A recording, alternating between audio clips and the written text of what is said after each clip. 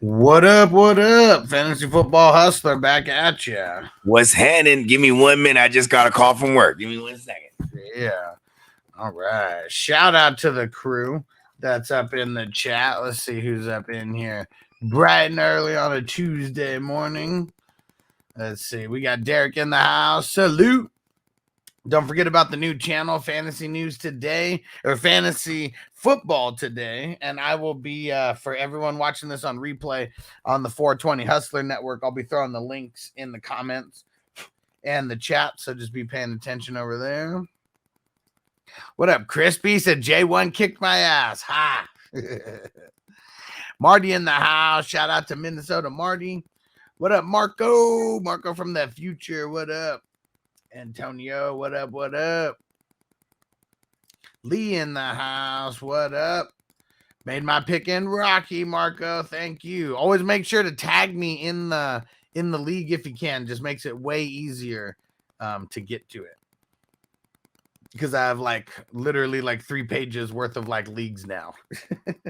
So if you tag me in, it's literally 2 buttons, and then I'm at the league. There you go. Antonio showing love on Twitch for everyone who doesn't know. For everyone who doesn't know the Twitch site, here's the link. Make sure you go follow. There we go. All right. What up, Tino? He said prison guards are basically body cavity search experts. Yeah. Sounds about right. Sounds about right. And Bakes a lot in the house. What up, homie? Peacock in the house. Hey, our man Scotty Boy in the house. What up? What up? What up, Jake? He said, morning. Just want to ask if the Kelsey Mahomes stack is worth it. I have Jacobs as a 5th round keeper.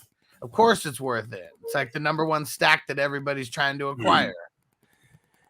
It's like when everyone thought the Big Mac was the best stacked thing ever until they had the Patrick Mahomes Kelsey jump. You know what I mean? Everybody wants Patrick Mahomes Mahomes the Big Kelsey. Mac. Yeah, and Jacobs as a 5th round keeper, super solid. Yeah, I mean, let me see. Who's this? Who said, why can't I find the new YouTube link? Let me get over there to Facebook, and I'll throw the link in there. Yeah. Why can't I find that fat ass joint I just rolled? Oh, it's our man Big Draft Energy Disco. Oh, there you go. Yeah, we haven't seen. I think Disco hasn't found us in a couple days. Hey, way to just ditch out on the draft, Disco. This guy was talking all that shit, and he's a no call, no show. Yeah, I mean that was. I don't know. Maybe he's not ready. Well, it was. Well, it was my. I mean, if I could have messaged him anywhere else other than Facebook. Oh, word. That's right. So it's not his fault. It was well, I messaged him the link, but also on Saturday or whatever, I would have been like, "Hey, you didn't join," I couldn't get a hold of him. So yeah, that was just. It is what it is. It is what it is. And Antonio said you never sent him the link. Man, I sent it on Facebook. I swore I did. Maybe I didn't, but yeah, it would have been me on Saturday sending him that link, but I couldn't do it. I was in Facebook jail. Antonio, he said the Kelsey Mahomes stack goes together like lamb and tuna fish. Lamb and tuna fish? What, you prefer spaghetti and meatball? Do you remember where that's from? That's it's a Sandler movie. Yeah. Yeah, that's Mr. Deeds. No, Big Daddy, very close. Oh, Big Daddy. I always confused it too. Yeah. Yeah, he was like, they're so good together. They're like lamb and tuna fish. And then it was Dante, who was the lawyer. Said, what? Lamb and tuna fish? He was like, whoa, maybe you prefer spaghetti and meatball, trying to find another analogy. And then you had what's his name? Steve Buscemi get up, the homeless dude in there. He was like, yeah, considering you're in America, if you don't like spaghetti and meatballs, why don't you just get the hell out? You got all upset up. It's a goddamn American staple. It's not just immigrants. Oh man. And what did Tino say here? He said, so you're telling me the greatest NFL duo, Kelsey and Mahomes, is a good stack. I know, right? Because like literally I'm not gonna say they are yet, but I'm gonna say they're a year or two away from being the greatest, QB pass catching duo ever. Is it ever like more than like?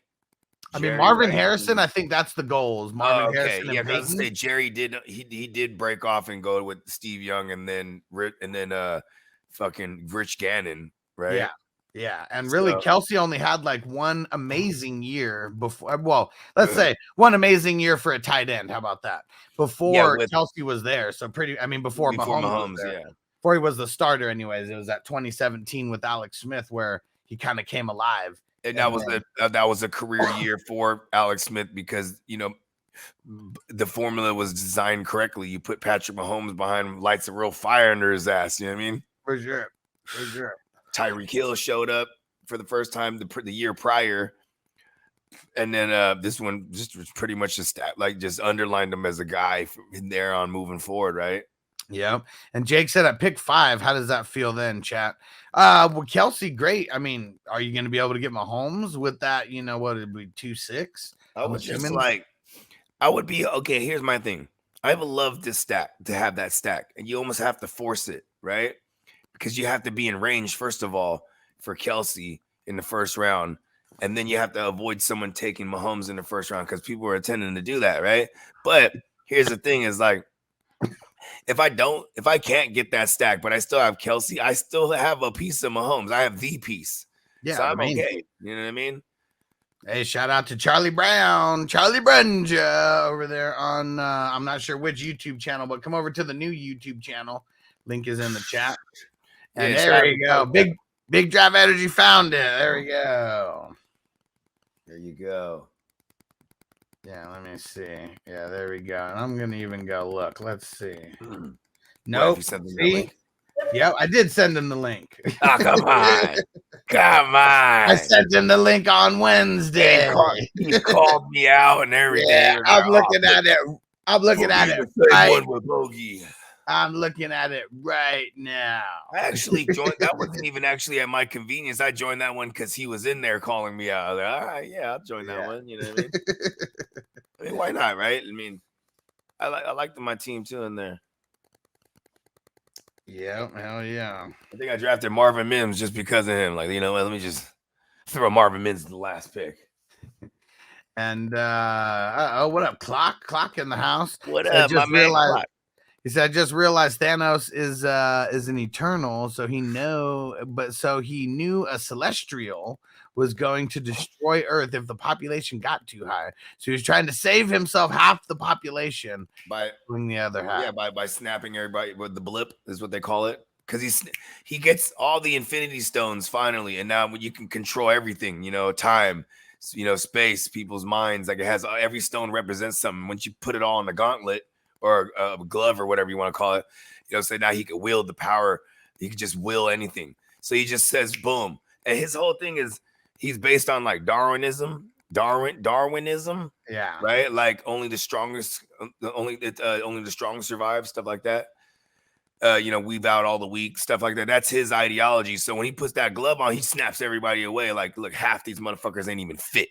Crazy. You know what I mean? But I never heard that theory. That's a cool theory. Like, because I mean, what is in Ready Player One? Isn't it Thanos who's like the character of the bad guy?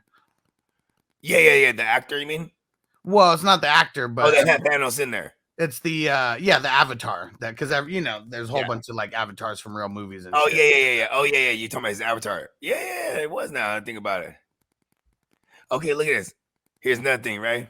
And at Disco, it doesn't matter at this point, but go check Wednesday at 12:05 West Coast time, and it was he might have even just jumped on our on the stream too and was saying some shit, like, you know what I mean? Well, no, I mean I see it in there. He like sent me the link to his show that day, and maybe that's what it was. Maybe it just got lost in translation there, but it's there. And then it was Thursday when I was in Facebook jail, so I couldn't hit anyone up or anything. And man, and think about this too, right? Like if going back to the Thanos thing, right? Like good and evil, man, that's all subjective, bruh. So like while we might have been thinking he was doing something like hella crooked and evil and shit, he saving half the planet from half the world from a larger threat. It was actually like half the galaxy or something. You know what I mean? He snapped everybody away. But that was the thing too. When he snapped people away, they went to like a realm. You know what I mean? Yeah. And they were just in this realm for like however many years it was. All right. Derek says, Huss and Bogey, would you give up the Mahomes-Kelsey stack in my work league and trade Mahomes and Brian Robinson for T-Law and CMC? I mean, see, here's the thing. I mean, as much as I think T-Law is going to take a step up, and I know he's going to take a step up, he does have a lot of offensive linemen with like woes, like right now. Like we've seen Mahomes with good lines, bad lines, like all types of shit, and he's just always good. Brian Robinson's no CMC, but I hate making trades like this because you're losing on Mahomes and you're gaining on CMC. So either way, you're like hurting and helping your team at the same time. Yeah, and I think like, on a per game basis, it might not be as close to CMC for Brian Robinson's production, but man, Brian Robinson has like high end RB2 written all over him. You know what I mean? Like I might not necessarily need the number one potential running back overall if I got Kelsey and Mahomes, because now I'm still top heavy in places that like, you know what I mean? He's immediately dominating over everybody at those two positions. You know what I mean? Yeah. And to be able to compete enough at the running back position, I don't think I should necessarily give that up and give the top heaviness of my QB away for someone like a CMC who, let's just not pretend like we just don't remember his injury history anymore. You know what I mean? Yeah. And redraft is something I would probably do for this, but I want more. You're making me give up Robinson now. I feel like I should get all that for just Mahomes. How about that? You know what I mean? Right. The draft is over now. People say, oh, well, I spent the second overall pick on CMC. And that was you. Yeah. Now you trying to trade him. You know what I'm saying? Like, I always just hit people with shit, like real facts, man. Like, but why you trying to trade him then? Yep. You know what I mean? I'm not finna pay that price. Yeah. Oh yeah. Okay, and see, who was this? Marco said, what about the duo of Joe Montana and Jerry Rice? I mean, they'd be number 2 on this list. Peyton Manning and Marvin Harrison played together for 11 years, though, and it was 112 touchdowns. Jerry played a lot. You know, he didn't play with Joe Montana. I mean, what was the last year he played with Joe Montana? Do you remember offhand? The 91, 92 season? Okay. Yeah. So what was it, like 85 or 84 to like 91, 92? Yeah. It wasn't 10 years. Jerry wasn't there for that first Super Bowl. Right. He was there for the other. He was there for the 84, the 88, and the 89. Yeah. And then he got his 4th with Steve Young. So, right. And I'm trying to remember when my dad all of a sudden switched over to being a Kansas City fan for that time being, because he followed Joe over there. Well, yeah, it's for sure whatever year he went. I'm trying to remember what year that. I think I was like in second. It was either second or third grade, because I go with the years. You know what I mean?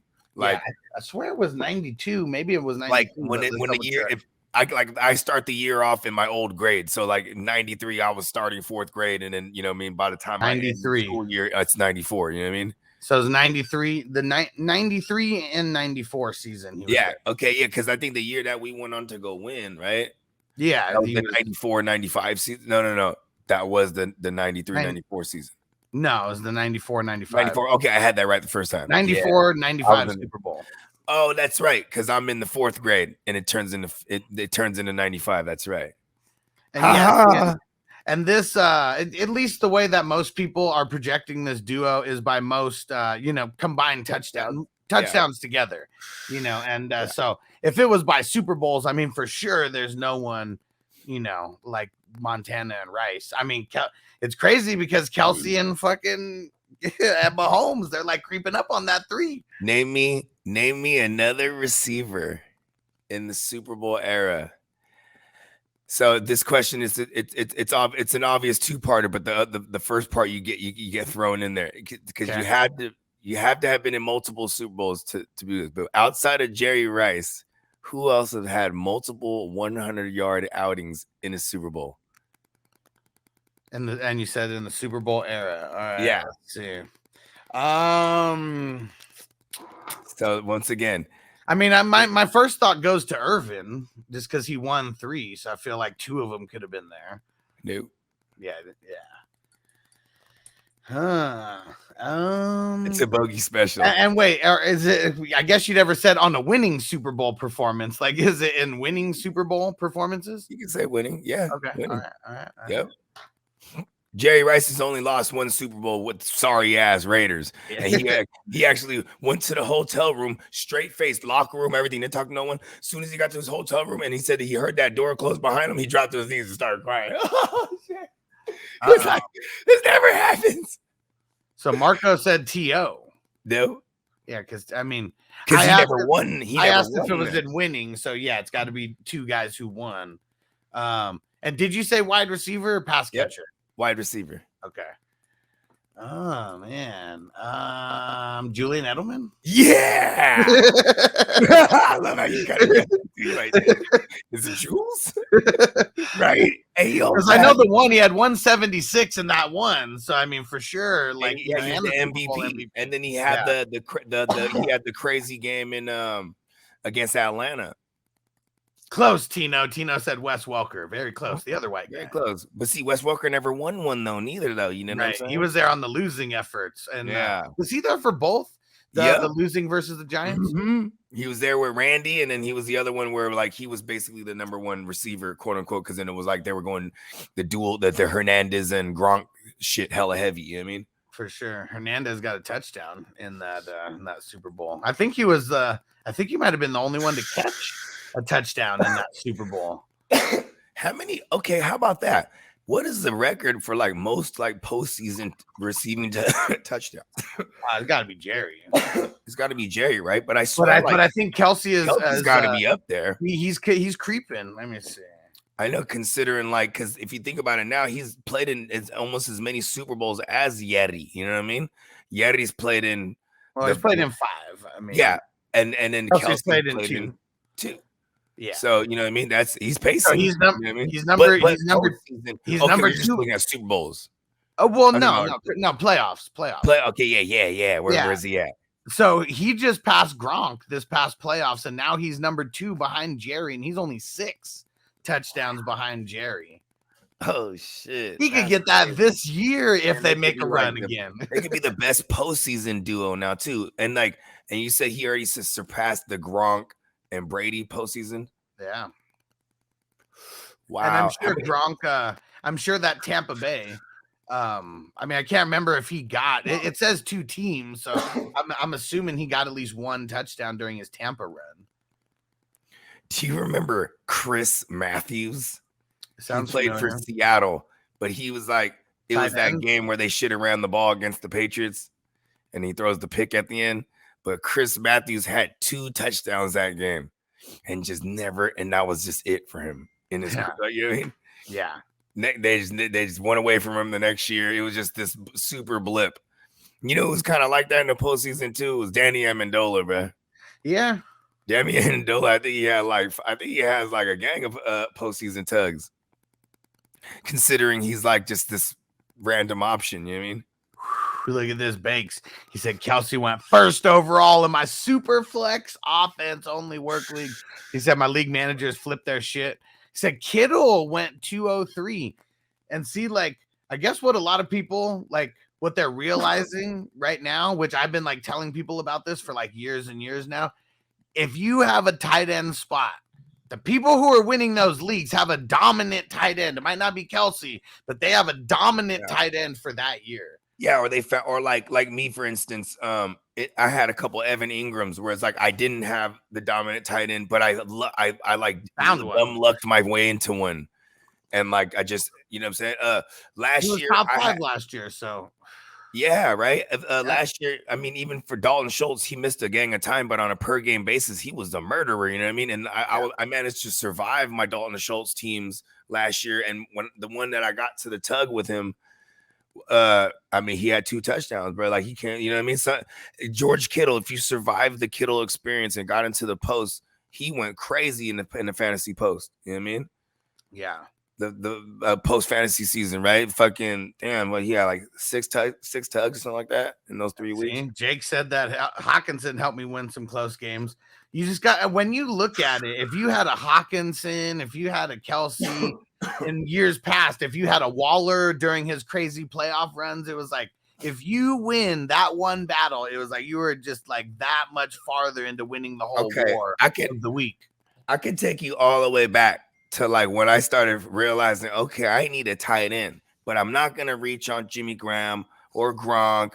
And then, you know, so here we are by 2015. Now I'm making an emphasis in my drafts. Like I'm not going to go the first or second round. This was then, right? So I was like, I'm just going to have Greg Olsen, Jordan Reed, you know, Tyler Eifert. Like I was make sure I'm banging out these guys, pause, right? and it worked in 2016. You know what I'm saying? I'm back on a Jordan Reed hype. You know what I'm saying? Yeah, look at that. Antonio said Evan Ingram saved me last year in the WWF one for sure. You know what I'm saying? And tight end premium that you're throwing in your flex, like he was killing it.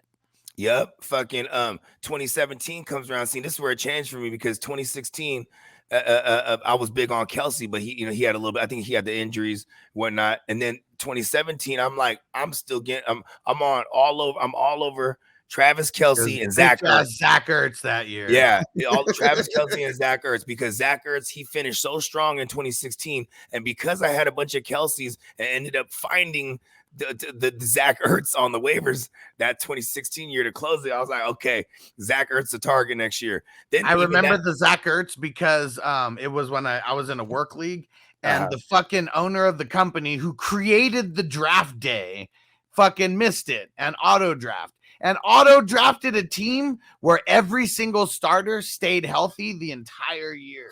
I was so fucking pissed. And I faced him in the championship and lost. And his team was like literally his exact same drafted team. Mine's a makeshift team that I've been putting Band-Aids on like all year and somehow scraped and clawed to the championship.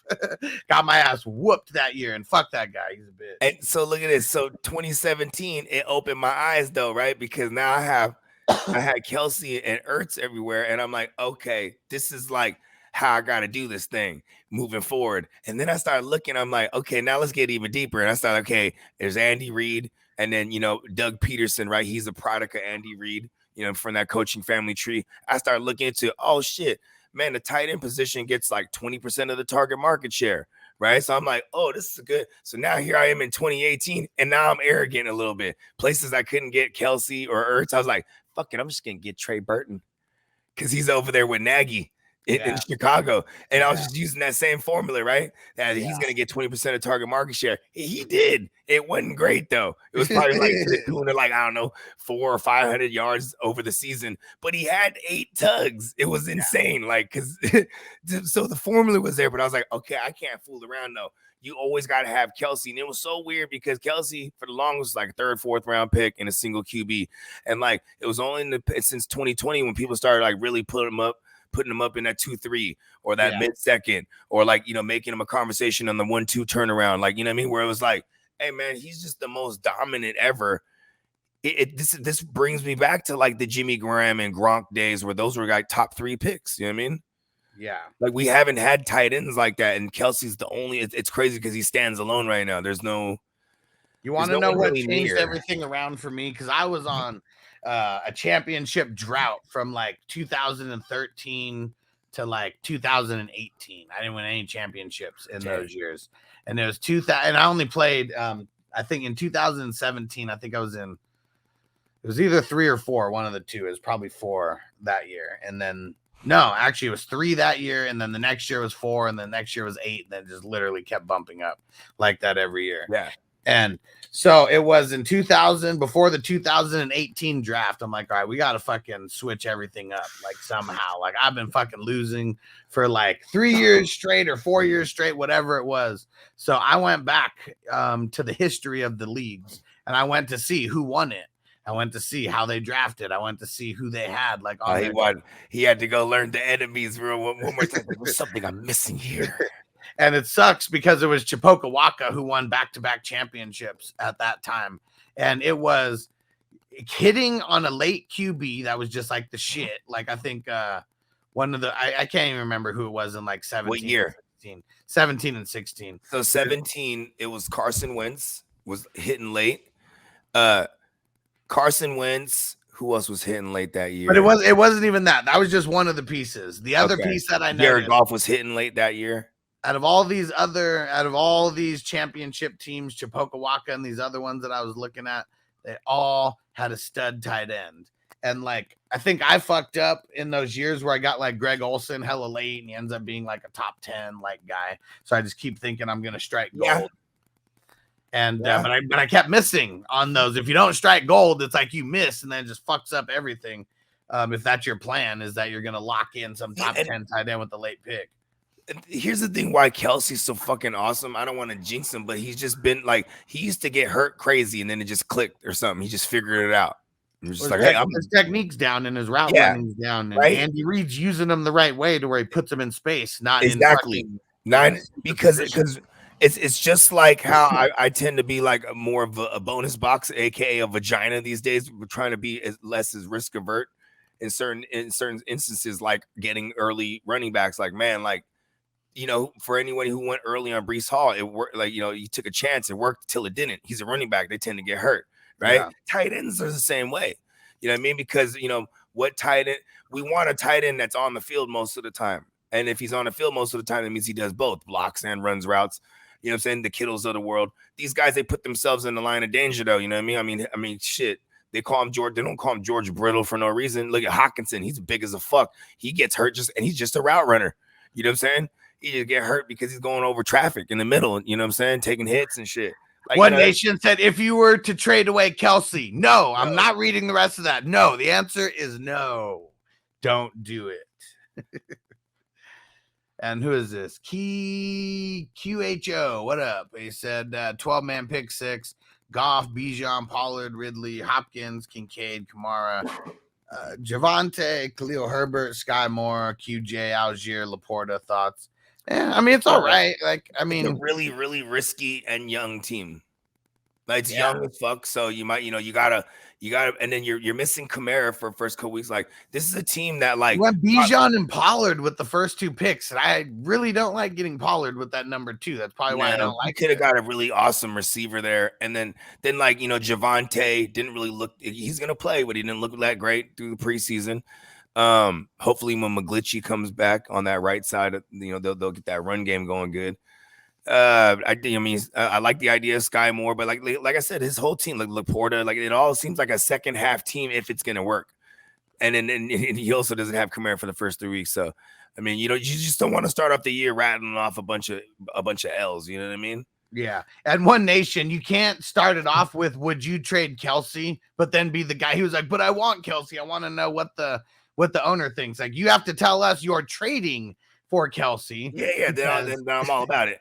Because that's the other part of you know, the big rule of this channel is if you don't have one, first rule, don't trade away Travis Kelsey. Second rule, if you don't have Travis Kelsey, try to trade for him every single day. But you have to be prepared for everyone who has Travis Kelsey to say, no, I'm not moving him at all. So you got to come correct. And like it's a rule that applies to everything. And like in Dynasty, there's certain times of the year where we'll start telling y'all to pound that Kelsey rule, because if he has any game where it's like not an insane where he's not tight end 1 on the week, go try to trade for him. Right? Yeah, all the time. He may have like one game where it's like 5 receptions for 50 yards or something, no touchdown, and everyone's like, oh, I lost this week because of Kelsey. He fucking sucks. Go trade for him like right then and there. Hell yeah. Go trade Andrews, go trade Hawkinson, go trade any top tight end, and make them think that they're getting like, you know, that person plus 1, and it's like a win because Kelsey's not great somehow. You ain't lying. But yeah, Key, I mean, it's okay, but there's so many pieces on this team that I'm not a fan of. And like Kincaid, like, I mean, you gotta hope that you got Kincaid and Laporta. Like, I mean, that is high risk, high reward, but I'm trying, just like Bogey said, a lot of times I'm gonna be a bonus hole as well. I want to be safe because you want to limit your risk. You'll be able to get guys. Yeah, I like taking risks. I try to get what it just looks like this was the strategy, right? All right, we're going with take the high risk strategy. Yeah, because like Pollard's not high. Pollard isn't high risk to a lot of people. There's so many people who think that he's like people so are safe. paying up for him. They're paying up for him, and you need him to be that. Okay, if he could have got Nick Chubb there, that's going to be the comparison all year. I'm taking Derrick Henry over Pollard. I'm and that's taking something Derrick that comes Henry up over a lot. Pollard. You know what I'm saying? Listen, I'll even just pass on Pollard and get Najee and other guys like that I feel like are going to get a more massive workload. This is why I keep talking about building even. This is why I keep talking about building evenly, though. If you would have took Bijan plus, I don't know, AJ Brown or Amon Ra, or maybe CD still there. Like, I don't know who was still there. There had to be one of those guys who's still like a top-ish, tier wide receiver. I feel like he could have been like in the back of the first round there. Maybe probably he's like a 7th or 8th. No, he said pick 6, so he's right in the middle. Oh, he's right in the middle. Okay, yeah, man. And you took Bijan number 1 at pick 6. Like, I'd much rather have a Nick Chubb over Bijan right now. And see, like, I'll take the Bijan risk, but I wouldn't then follow it up with, more risks. You know what I mean? Like because to me, Pollard falls in that category too. I mean, we've never seen him get a full workload. Even last year when he started to get like 20 touches in a game in that little stretch there, it was right before the playoffs against my Niners, where we actually broke his fucking shit. Yeah, before that game, he was talking about how like difficult it's been for him to carry this load. You know what I mean? And that he's never in his career ever had more than like 16 carries in the game, something like that. Now he was going like 20 back to back. Like how about this? I feel like if anybody wants to make a case for Tony Pasta, they want to make a case for like, the 2017-18 Aaron Jones outlook, because that was like McCarthy there calling the plays.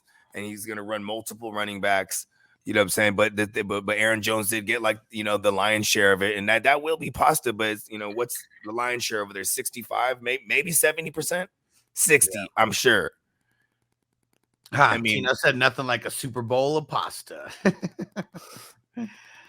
Oh, man. And so One Nation, what they said was, would you trade, like, would you offer Darren Waller in the 2024 first for Kelsey? Like, yeah, for sure, I'd offer that. I don't know if they're gonna take it though. Yeah, I mean, take a shot, right?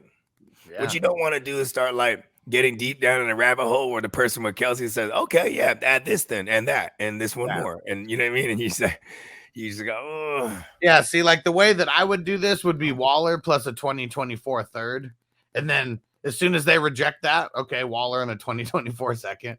Yeah. As soon as they reject that, then Waller in a 2024 first. At least you have 3 shots before you get to this exact offer. They're probably going to reject them all. But what if they don't? What if they just magically hit accept on like the second one you send? Or it takes them 3 tries before, they accept this offer. That's better than like throwing this out there and then them like. Yeah, and then them trying to add to it. Like, I like this as a starter. Yeah. And then you also gotta hope that person is a Waller guy, because then that's really what's gonna get this conversation going or not. The picks are really just gonna sweeten it. You know what I'm saying? It's really gonna be like whether they can view themselves competing with Waller. Like, you know what I mean? Like, that's a hard sell. Especially if somebody who's had Waller before for years, right? A lot of people be scorned in fantasy, huh? Yeah, for sure. I hope the Laporta supporters I hope he doesn't bust, like literally just for like how many Laporta supporters there are. But just remember when he does bust, like every single tight end in history does. And a bust is if he doesn't finish as a top 10 tight end, because it's like very, very easy to be in the top 12. I'm sure he'll have some tight end 1 finishes, because all he really needs is like a touchdown, right? Yeah, and you could be a tight end 1 finish on. He only has 2 or 3 top 10 or top like tight end 1 finishes. That's a bust, because I know that Disco cares about 2 or 3 weeks of like solid production for his best. Well, we're talking redraft here, you know what I mean? Yeah. And like, here's the thing.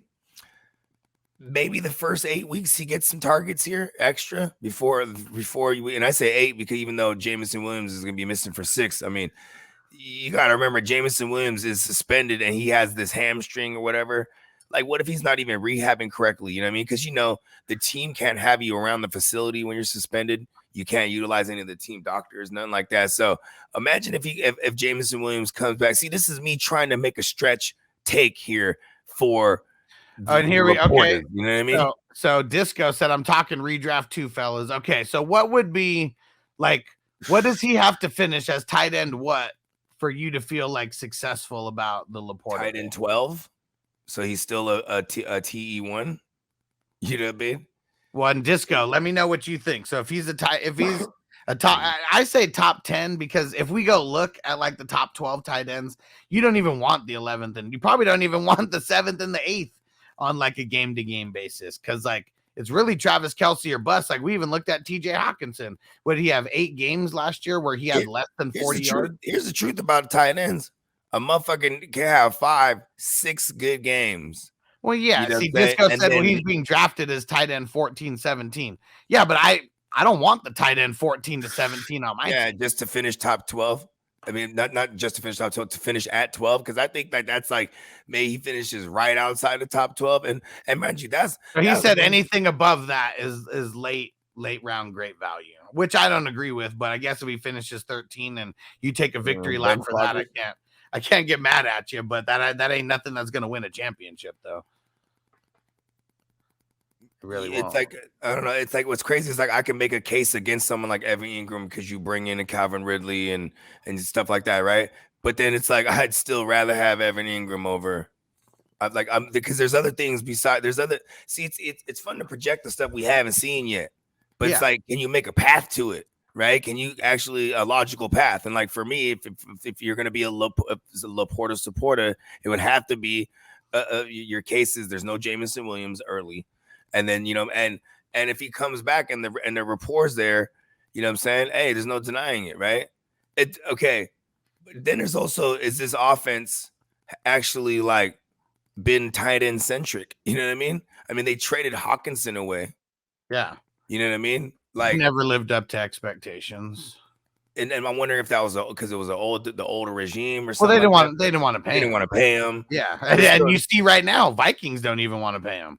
Yeah, and then now they draft a guy, and I think that's going to add to the excitement. Especially the fact that and where did they draft him? Second round? Who? Laporta? Yeah. Yeah, I'm pretty sure it was second round. Yeah, so there, it's just, but then no matter what, I could try to make a case for him. I'm just gonna say he's a rookie tight end, bro, and that shit might be this might be the maybe we get an Evan Ingram rookie year out of him, 700 yards. You know what I'm saying? But ton of catches. I don't know. It's hard to make a case on a team that really had no wide receivers like at all, right? Yeah, because that's why I'm drawing that comparison, because it's just Amon-Ra right now. I mean, they brought in Marvin Jones Jr. You know what I'm saying? To kind of replace DJ Tark. Tight end 12 last year was Gerald Everett with 142 points. I'll take Gerald Everett over him. But that's 8 points a game though. Travis Kelce scored like almost 2.5 times more than that. I mean, that's just. I mean, it's kind of, that's why when people say, "Hey, Travis Kelce went first overall my Superflex," I'm not gonna get mad at it. I mean, obviously not a QB premium, but it's still, so that makes him just as valuable. I mean, Taysom Hill finished as tight end 9 last year. Took all the extra shit to like get him to tight end 9. Freiermuth, everybody hated Freiermuth last year, right? Finished as tight end 8. Cole Kmet. Everybody hates Cole Kmet. He finished as tight end 7 last year. Like there's like literally nobody on this list that people like until you started getting to Evan Ingram. And people even hated Andrews and Kittle for a lot of the season. I don't know. I guess like, okay, going back to when I said, remember 2018, I was on like the Trey Burtons, like just sleepers, right? 2019, I really started like, now I'm into it. Now I'm doing a podcast already, and I'm calling shit before it happens. And I'm always been chasing the coordinators around. And I remember Dirk Cutter, he comes back to Atlanta, right?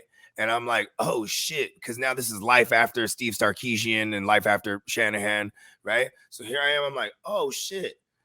They got Austin Hooper over there, and they bringing back Dirk Cutter. And Dirk Cutter was coming over from Tampa Bay, and he was at Atlanta prior, where he had Tony Gonzalez. And then once he went to Tampa Bay, he tried to continue a tight end centric offense. Obviously, no one's Tony Gonzalez, but he's drafting, Austin Seferian-Jenkins high. He's drafting OJ Howard high. Like he was trying to do this so bad, and he couldn't. Then he gets there. He has Austin Hooper, who Shanahan drafted to the Falcons. so drafted to be, you know, a move tight end, right? And then I'm like, oh my God, I'm about to have all the motherfucking Austin Hooper hella late, right? And he dumbass hit that year. Same year that the Greg Roman, he was just an offensive like assistant, like an offensive coach assistant to for the Ravens, but then they make him the OC, and I'm like, oh shit, this Mark Andrews kid now is about to go crazy because every Greg Roman offense always featured a tight end. You know what I'm saying? Yeah. And then the Darren Waller one was just that year was just by sheer luck, because I just remember watching, like, I don't know if it was the Hard Knocks or it was some kind of clip, but like they were in some joint practices, and then it's John Gruden. He's like, this kid right here. Like, I don't know if it was just for the cameras, bro. Yeah. But he goes up because he was on the Ravens practice squad. And he goes over there and starts like chopping it up with him. And then they bring him in and they fucking signed Darren Waller. Yeah. And then there was just like, it was just like Crab. And like, I don't even know if Crab was still there. No, Crab wasn't even there no more. It was like nobody, bro. They brought in like Tyrell the Gazelle Williams. Remember that? Yeah. From you know why Chargers. You know why people only fucked with the top 5 tight ends last year? Because they were the only 5 that averaged 10 points a game or more. Everybody else was less. It's so bad. It got so bad so fast. Higbee was tight end 6. Higbee was tight end 6 last year. And I've been saying all year that Higbee was trash. And he finished as tight end 6. It's funny because I was on the opposite, like Higbee's white. Because remember, that was the whole thing last year. Stafford went like colorblind. Yeah. Like, he was only throwing at white folks. You know what I'm saying? Like Allen Robinson was just looking around like, what's going on here? You know what I'm saying? Van Jefferson, nothing. It was just like all Ben Scrotum and fucking goddamn Tyler Higbee when Cooper Kupp went down. You know what I mean? He had 7 out of his 17 games for Higbee. He had less than 40 yards. I lost to somebody in the chip last year. I had George Kittle. My tight end goes off, and then he has fucking Higbee and does the same thing, bro. Gets like a dozen catches on me and like two touchdowns. And oh yeah, that was. I mean, and he only had 3 touchdowns on the year, and 2 of them came in that year. In that game against Bogey. 11 targets, 9 receptions, 94 yards. See, that's what it was. He only had in the entire season 1, 2, 3, 4, 5. He had 5 games where he went over 50 yards. And he never had 1 game over 100 yards. And and all that came basically after Cooper Kupp died. No, because he had a couple early 2, 3, and 4. He had he was still white early. But still, like, I mean, 4 receptions for 61 yards. I mean, that's good. I mean, that's 10 points, you know. I mean, it's not amazing. 7 for 71 in week 2. I mean, no touchdown though. So it's like, it's a great finish, but with no touchdowns, you know, it's not amazing. And then in week 4, he had 10 receptions for 73 yards, 17 points. I mean, that's great for a tight end finish, but no touchdown. He gets a touchdown in those over 20, you know, then that's really helping your squad that week. You want to know why I love Trey Burton going into 2018? Not only because like he was going to play in a Mink Schiff Andy Reid system, but it was going to be over there in Chicago because, you know, Matt Nagy was fresh from OCing under Reid, but it goes back to like in Philly, there was Zach Ertz was killing it all year, and we get into week fucking 14, and they're playing against the Rams, right? Yeah. And this is the game that Carson Wentz had tore his shit, but there was no Zach Ertz. I forget why. I think it might have even been concussion. So I just plugged in Trey Burton, bro, and he scored 2 tugs. Yeah. And I remember like telling I remember one of my boys, I wasn't even doing a pod at this time, this 2018, but my boy was like, hey, my work league, bro, I got Ertz, bro. What are you doing? And he's like, I saw you picked up Trey Burton. And I'm like, yeah, I'm just doing it. And then I remember he goes like some other route, and he lost his matchup, and just for like an entire year when I see him, he's like, fuck, guys, I had picked him up. I had him on my bench, but I asked you. I told you I was doing it.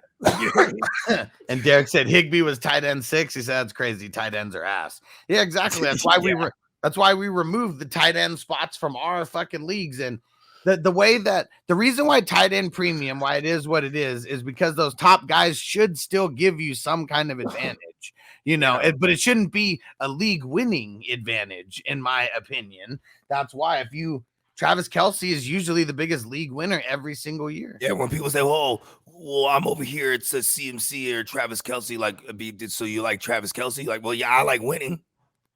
You know what I mean? Like, because no one plays. I mean, I would say 90% of the people that I encounter use Yahoo, right? Yeah. Just in my lifetime of playing fantasy, right? Yeah.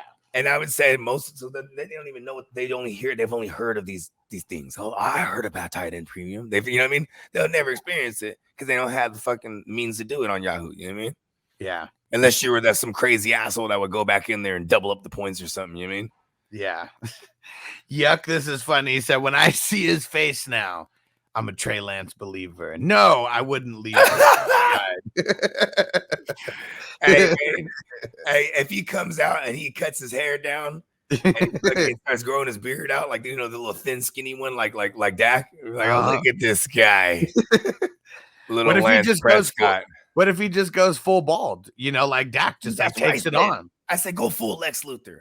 Yeah. See, Dak still be trying to hold on to it, huh?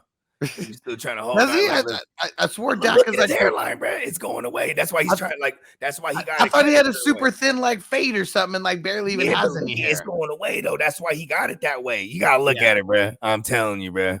I mean, I've been calling him secret. I've been calling him secret receding hairline for a minute. There's a whole club. It was like him, Mike Glennon.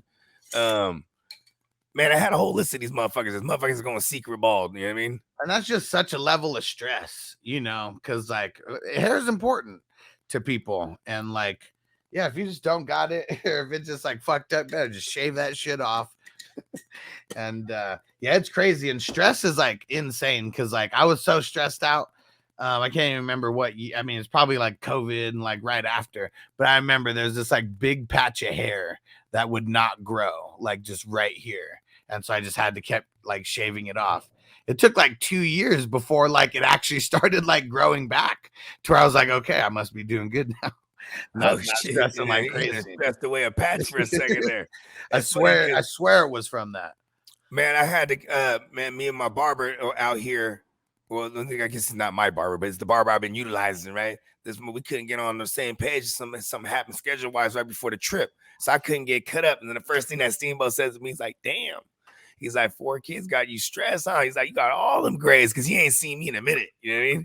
Yeah. I was like, bruh, I got 4 kids. You know, say we got to get it out here. You feel me? Like, this motherfuckers think I love it when they sleep because then at night, because then I can think about how I'm going to get this money.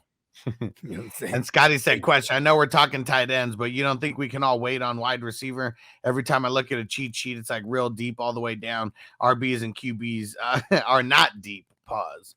So if you're going after Kelce, I'm going to wait an extra round or 2 on the wide receiver. I'm just going to try to build evenly. Like, that's what I'm really trying to do this year. If I can't get Kelce, it's a running back wide receiver combo somewhere in the 1 and 2. If it's not super flex. I mean, yeah, like, I mean, here's my thing, bro. Like, I can't resist like getting them second round receivers are hitting, bro. You know what I'm saying? We're talking AJ Brown sometimes falls there, you know, CD sometimes falls there. And these are like 1-2 turnaround guys. But then even if you get towards the middle of the second round, you know, you got your Diggs tends to fall. Even Devontae Adams, there's someone who's going to get like a 30% target market share, and it might be a little ugly with handsome Jimmy, but that just is what it is, right? Still a 30% target market share, and he's Devontae fucking Adams, right?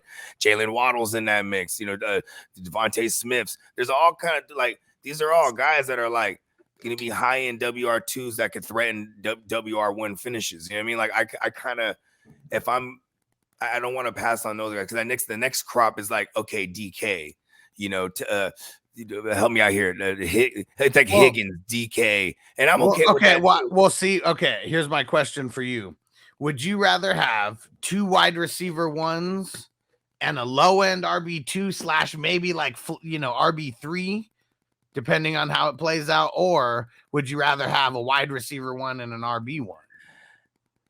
Ideally. And these are some of the builds I did like in the waivers, or at least, where at least I tried to build this way. It was like, because it was single QB, it'd be like, you know, ideally Kelce, whatever top-notch receiver. And then like, you know, if I go running back in that third, it's got to be like a Najee, a Ken Walker, Hold on, who else do I put in that category? Ken Walker. There's one more I put in there. Damn, what's that man's name? Oh, Damian Pierce. You know what I mean? Just guys that are gonna get a 70+% snap share. Like, you know what I mean? Because then I'm okay cracking off those guys. Those guys have a potential to finish in the top 10. You know what I mean? Stevenson's in that realm. See, and we do this every year. I feel, but it's just the only thing that sucks that everyone's doing it. So in this case, if this guy's like, hey, well, the receivers are so deep, it's how many people in that mindset. You'll be able to see that in that first round of that draft. That's why we always say be water, because you shouldn't have any kind of strategy necessarily going in other than seeing how the board plays out. Exactly. Kind of making moves like in every single round is like is going to be a different strategy based on who was drafted in that round before you. Yeah, because like I remember when I was sitting there at the 12 spot in a 14 teamer. You know what I'm saying? And that it's a super flex. And I was looking at it and I just kept like, and by the time we got to the draft and everybody's there at the little mansion, right? And I'm just start firing off all my opinions, just to kind of fuck with everybody's head. Also see if I get a reaction. You know what I mean? Try to kind of get a read on people. You know what I'm saying? And I pretty much mapped out the first 11 picks till it got to me. It was exactly how I called it. And then what sucked up is because I knew I was gonna have decisions. You know what I mean? And I saw 4 skill guys and 7 QBs coming off that board, and it's exactly how it went down. You know what I mean? And which way did you go? I ended up going Tyreek and then swung around and took AJ Brown. Okay.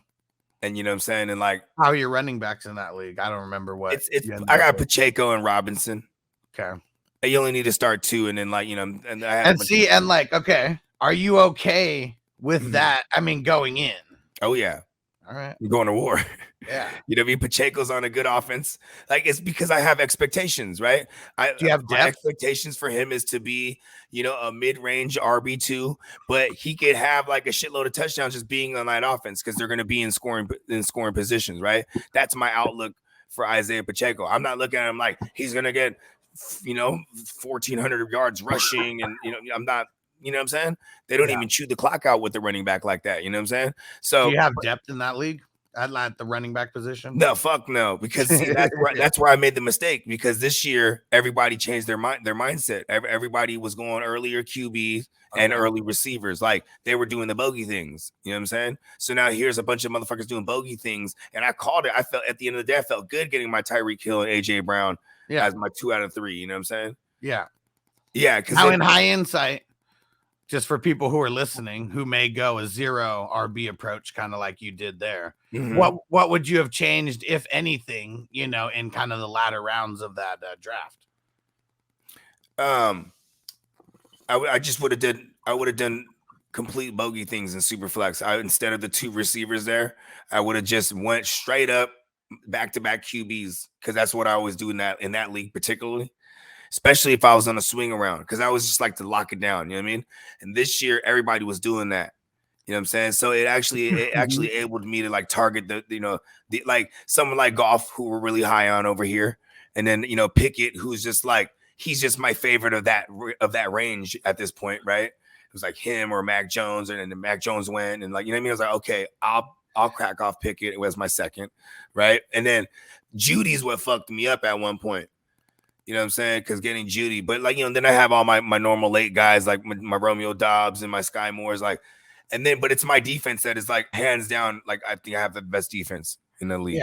You know but what about with like the running backs? What would you have done different later? Was there even any value anywhere? Okay. In hindsight, seeing how the draft went down, I probably would have pulled up Najee instead of Goff, because like, I think like I took Goff in the 3rd round and not, I had a chance to take Najee.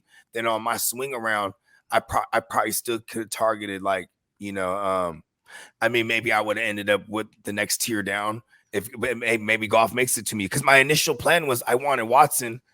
I was like, okay, I'll take Tyreek Hill here, and I swing around, and if I have to decide, I could just take Watson because he's gonna be there. I know this group didn't like Watson like that. Then I get it there, I'm like, you know what, AJ Brown, and I'm gonna see if Watson falls me. He went right before me in the 3rd.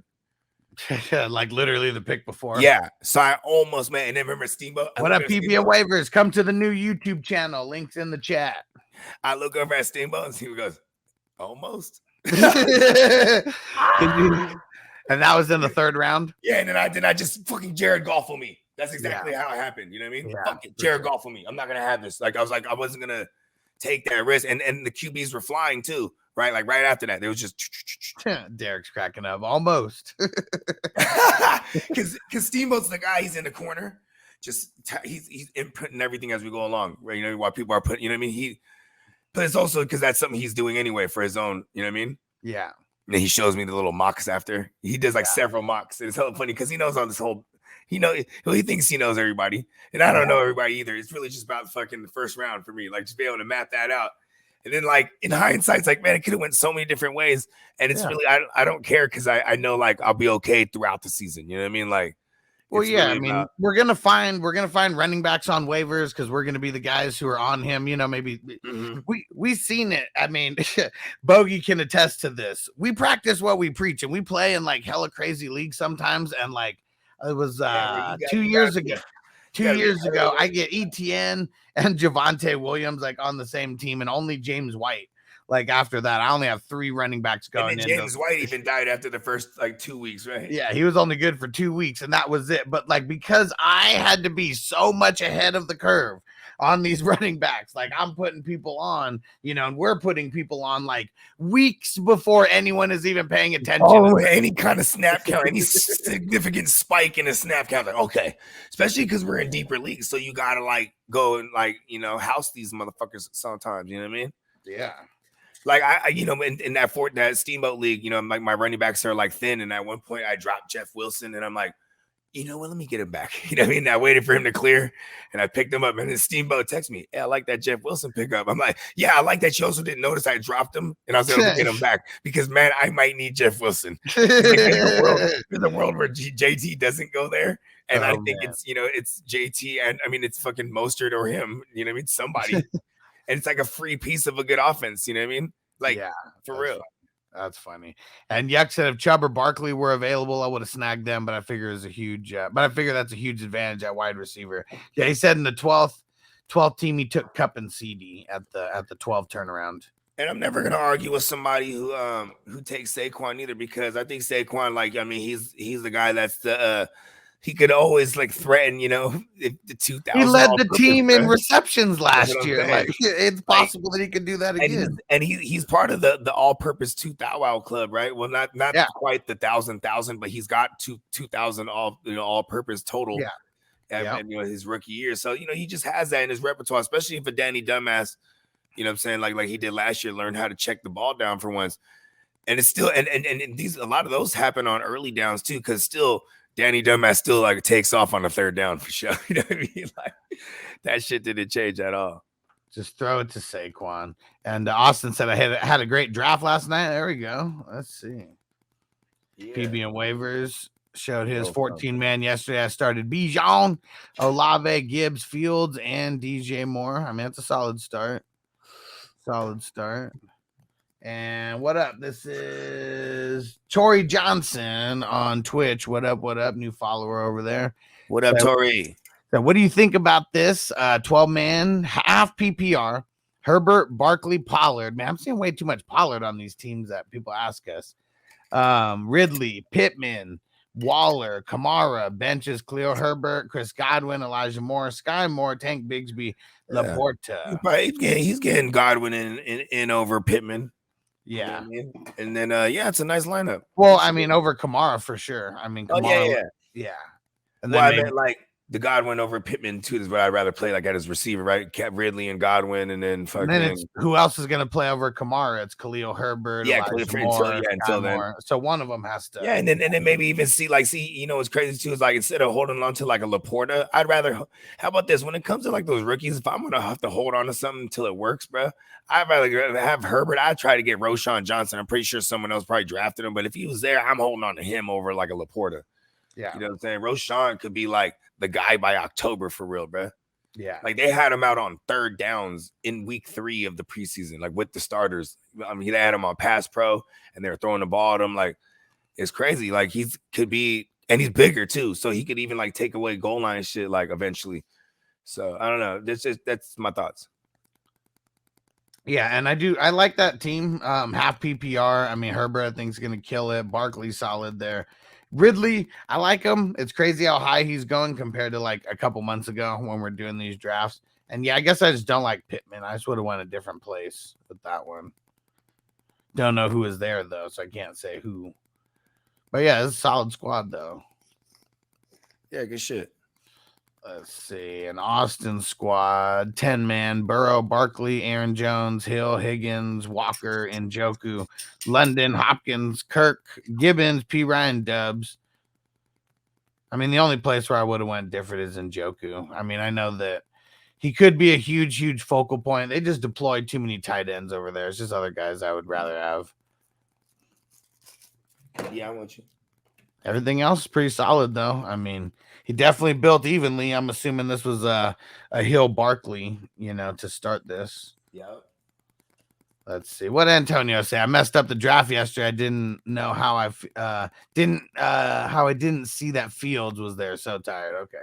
Well, what'd you end up messing up on there? I don't even remember. He didn't take Fields in the first round. It was the Beverly Hills Ninja.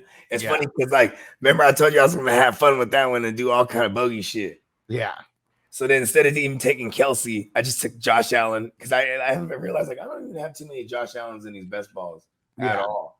I took a Josh Allen there. Even like Richardson, I was like, I'm not an Anthony Richardson guy, but this is best ball. And it's I think was it the 6th round? I can't remember, but I was like, you know what? And then I overdid it with QBs just because of it. Like, you know what?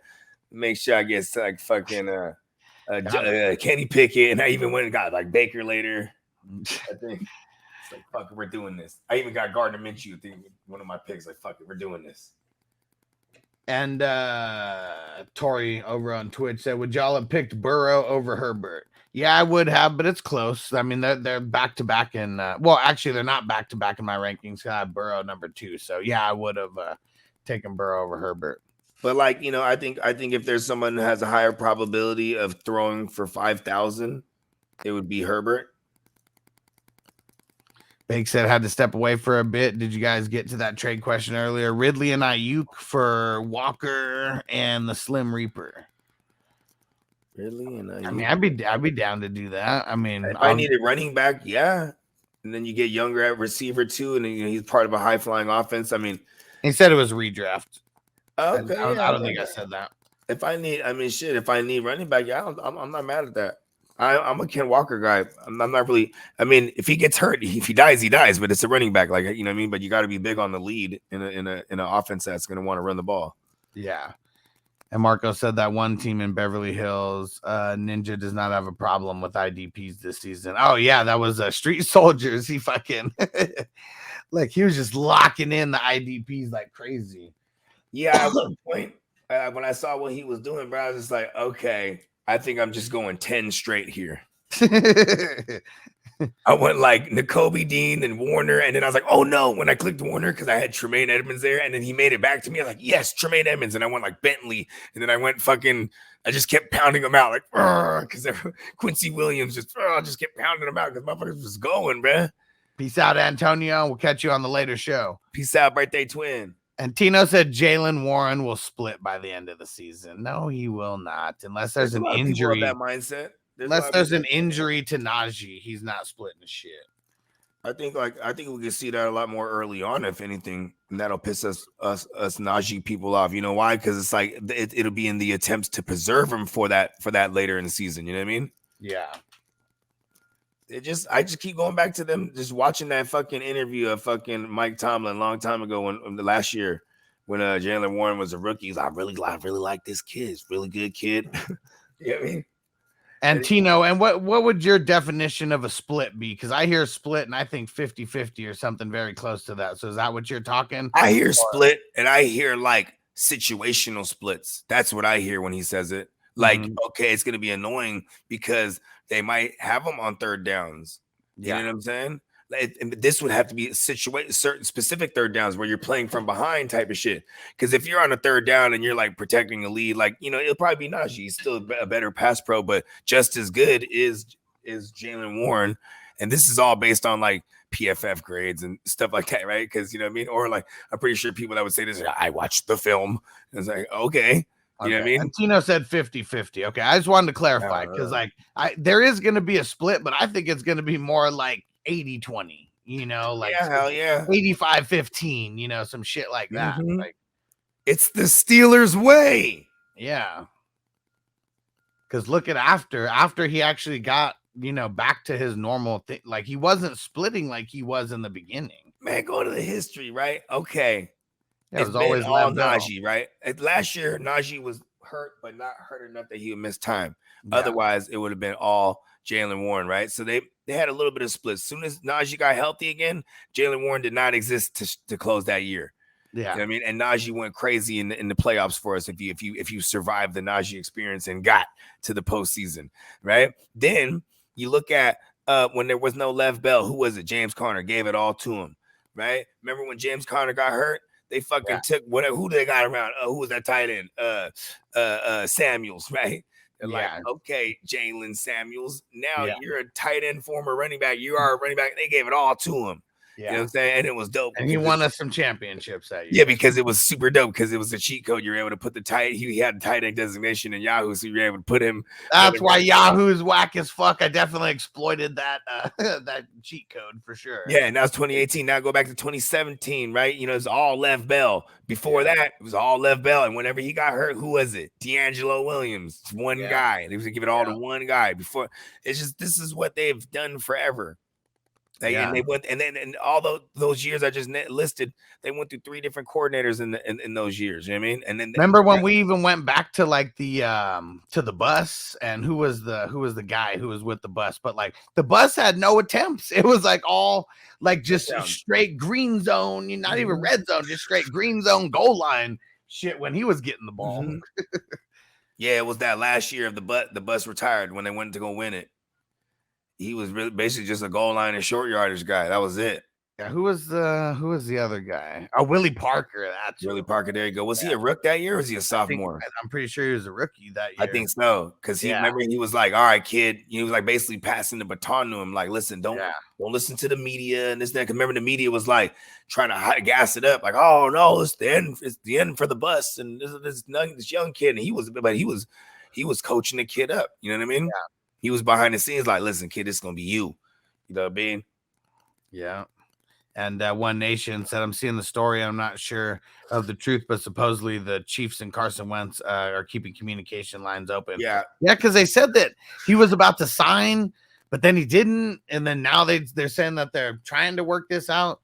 It makes sense, though, because he was drafted by the Doug Peterson regime, so the system, he's gonna have familiarity, you know what I'm saying? Plus he's basically played in every backup role for and all that. He bounced around that whole entire coaching family tree from Frank Reich to now even to Andy Reid, right? He needs to be a backup. Just do what Mitch Trubisky did. Go sit behind a stud for a couple years and try to learn something. How about this too? My dumb ass, I think I might even sent out a Molly trade like a 6 and a 7, and then he snapped it off right away for Carson Wentz. I think it's like League 22. Does it just process on its own or does it have to get pushed through? Because that was like a couple days ago. I mean, it will process on its own after 3 days. And I'm not trying. No rush to get no Carson Wentz, but I was like, oh shit. And then it was Stevie B. He's like, I'll take the shitty picks. Have fun with Carson. And I'm like, I'm trying to explain myself. Like, he might get signed by the Chiefs, and I have Mahomes. I'm just doing due diligence. He's like, hey, whatever, I'll take the shitty picks. I was like, hey, I didn't need to explain nothing. I was like, this might be a start of a new, beautiful trade relationship. First time I ever made a trade with Stevie, I know like Stevie just has to feel like he's hands down smashing that offer. You know what I mean? Especially that, like Carson Wentz, like there's probably multiple times where he's thinking about just dropping his ass altogether. Right? Oh shit, I got a 6 and a 7. Yeah, I mean those could be 2 solid IDP picks right there. And I think that's what people are learning too, like in our format. Well, in offense only formats, like 7th round shouldn't even exist. Like even in our offense only, I put 4 rounds, and that's even like overkill, like on that. But yeah, fucking in the IDP, I mean, there's so many late IDP guys that are going in the 5th, 6th, 7th round. It's where you can strike some gold. I like gold. Yeah. Jordan Brooks, one of those pieces, when he was a rookie. Logan Wilson, super late pick. I think I did get him in the 7th round in like multiple. like that. Yeah, I ain't playing any of them rookie draft. I mean, I didn't have any of them rookie drafts yet, but in the startups, I remember like putting Nick Bolton on top of my every list, and I'd get mad if someone got him. Like, fuck. Like, yeah, because you didn't get into any of the first halves that year. No. For everyone who's paying attention right now for these dynasties that we do, if we draft the dynasty, there's two styles that we do for the draft to make it fun. If we draft before the NFL draft, we have two separate drafts where we have a veterans only draft, and then you have to draft your rookie draft picks. And then right after, and when he says veterans, for any confusion, it's just existing players. Like, and then for all the draft picks for your rookie shit, you draft them in place of, like, say you're in round 1, pick 3, and you're feeling froggy, like, I'm taking a fucking rookie pick here. And if that was the first one, that means you got 101 in the rookie draft. You know what I mean? And there was some crazy assholes doing that. Basically, like, I'm buying the rights to Bijan. You know what I mean? Yeah, wanted him in the second round, shit like that. And so a veteran in at least in sleepers is everybody except the rookies. So if you played the year prior, yeah, you're gonna be on there. Nice. Okay, so they just group it like that. Yeah. Yeah.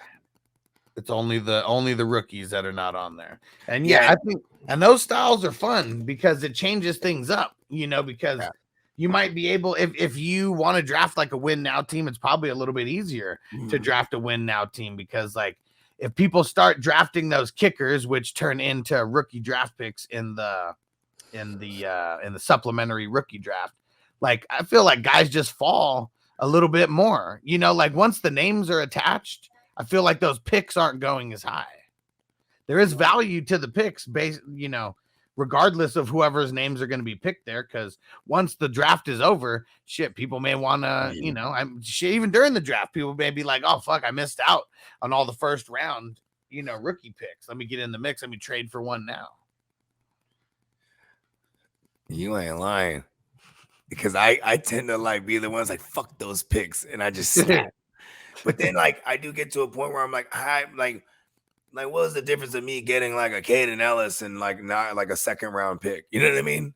Right. Like, there was some instances, or like a third round pick, or some instances where it went hella far, where like, you know what I mean? Like after the first like 24 came off the board, people start to slow down on the picks. You know what I mean? But then like it'll start juicing up again. You just never know. It's always case by case. But you know what I'm saying? For me, I don't know. And you were working with me long enough. I just wire myself a certain way, and then I can't get away from it.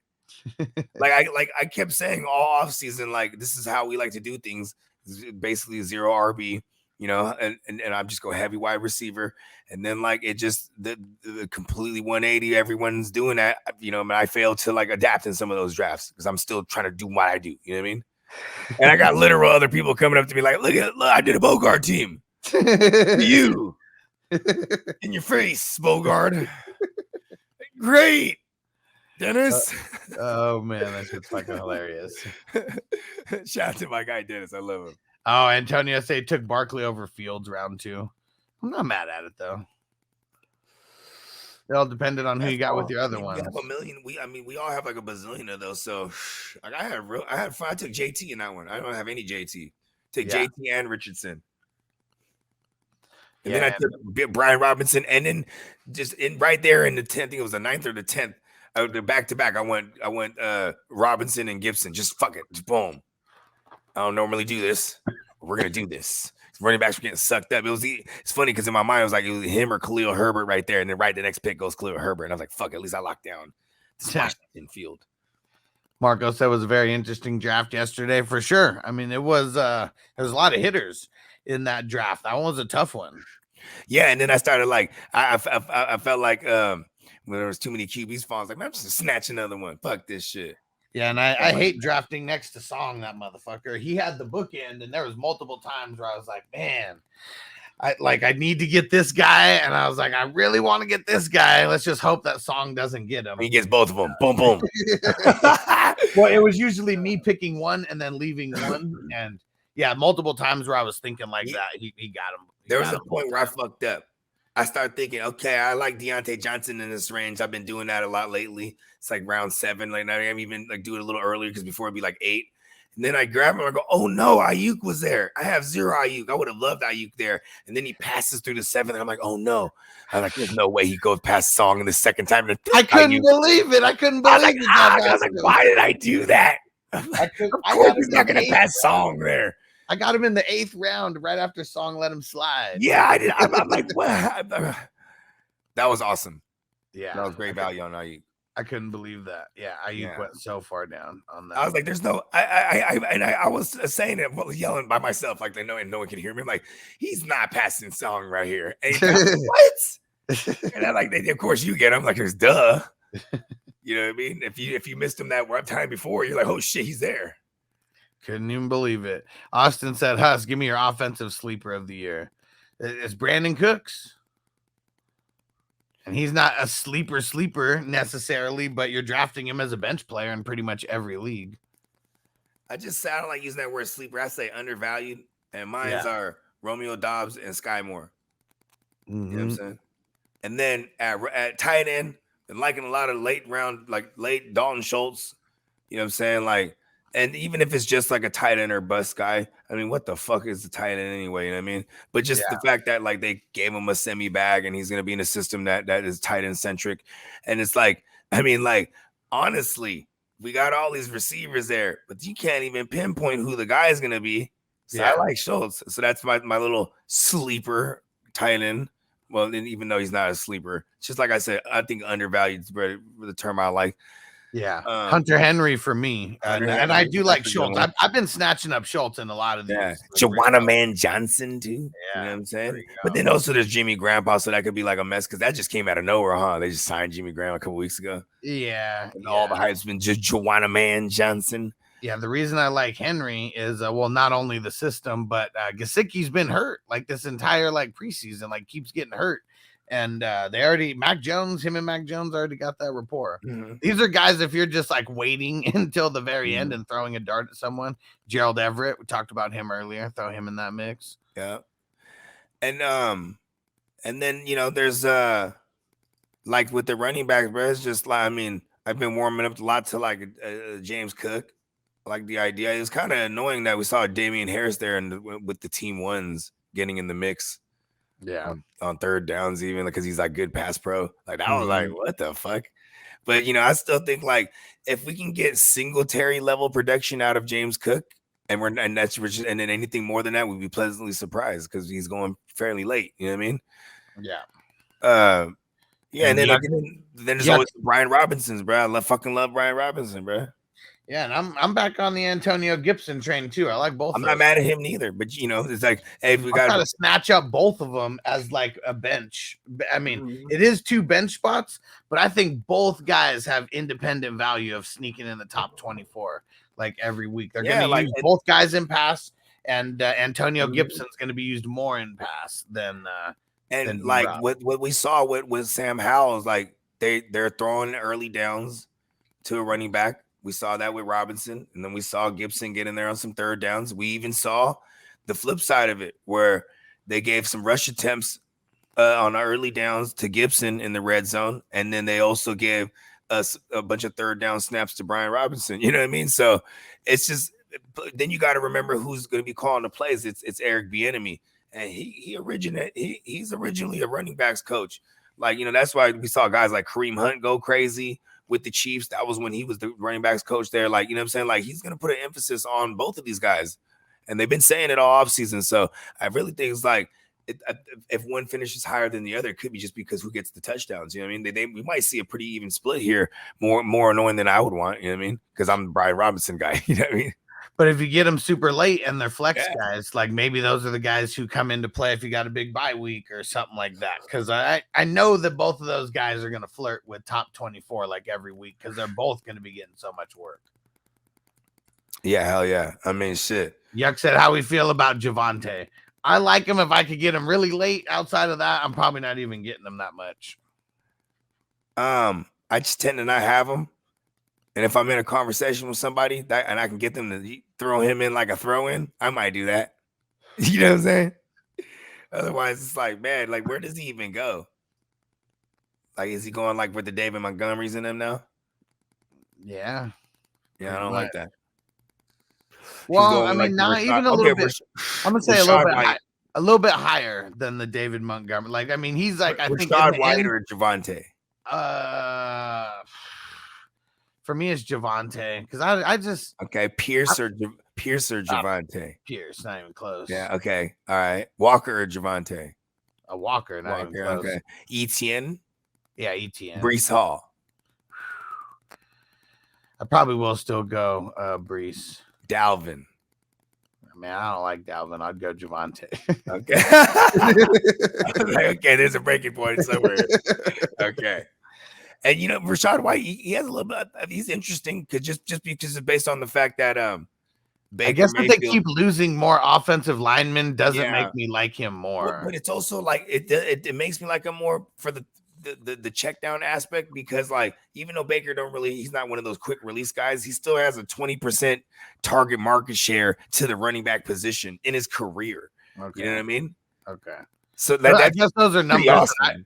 I guess those are numbers that I wouldn't even think unless you like threw that out there. Because to me, he just I don't think of him as like anyone who checks down with anyone. Yeah. That's 1/5 of the time right there. Like that's I mean, that's why I had to look these things up. You know what I mean? Like it's like okay, because why would it like I'm thinking like why does everybody be big on him?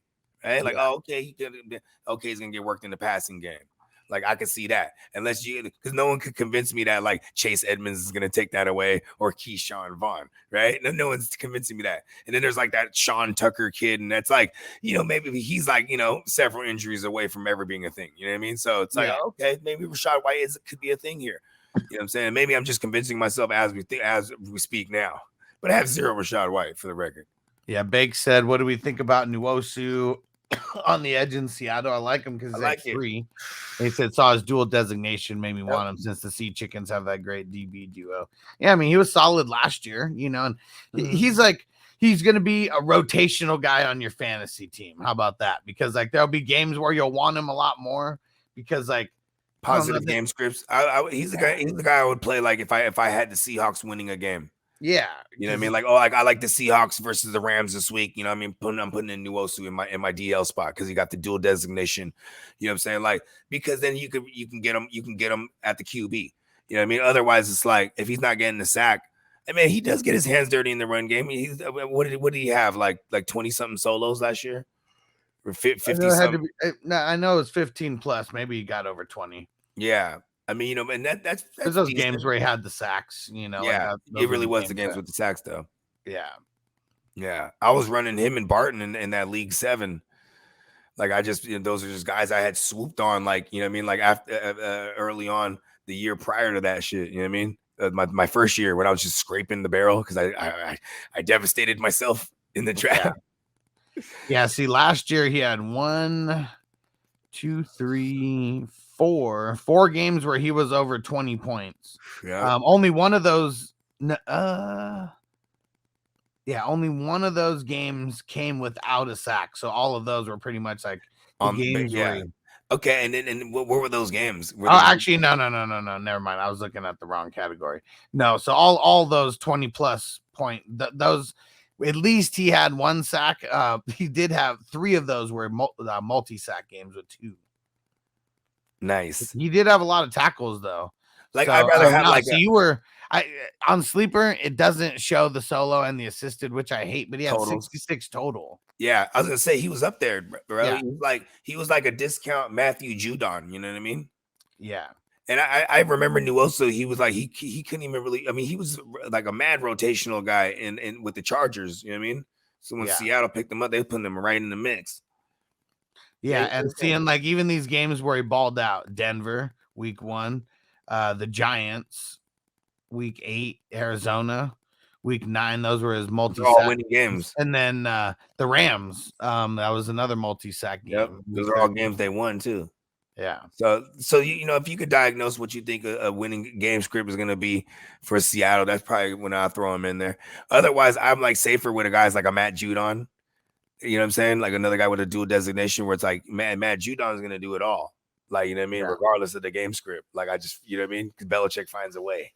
What up, Mike Joseph? He said I went St. What up, Brown Mike? and AJ Brown at the turn, had the 10th, and then coming back and got Jalen Hurts and Mixon at the turn. Nice. Nasty. He said hometown league.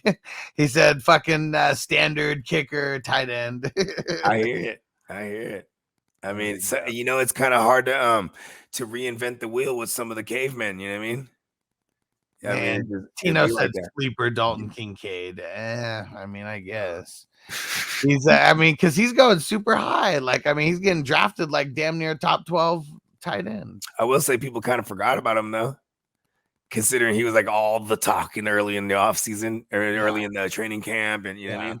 And I got him. I hope that he is. I mean, I got him. I had a lot of picks where I was like the 11th or 12th pick. I will say this: if there's a rookie tight end, bro, it's to take a chance on. I'm taking that'd be the guy. Yeah, for sure. I'm not, you know what I mean? I'm not fooling with the Laporta supporters or the fucking who's the other guy in Green Bay, whatever the fuck his name is. Luke. Yeah, Luke. Yeah, I don't think he has the force yet. That kid, Luke. You know what I mean? And it's so funny. Derek says that Deuce Vaughn gives him CEH vibes. I mean, I can agree, but you know Tino what said that. Is he can get squashed.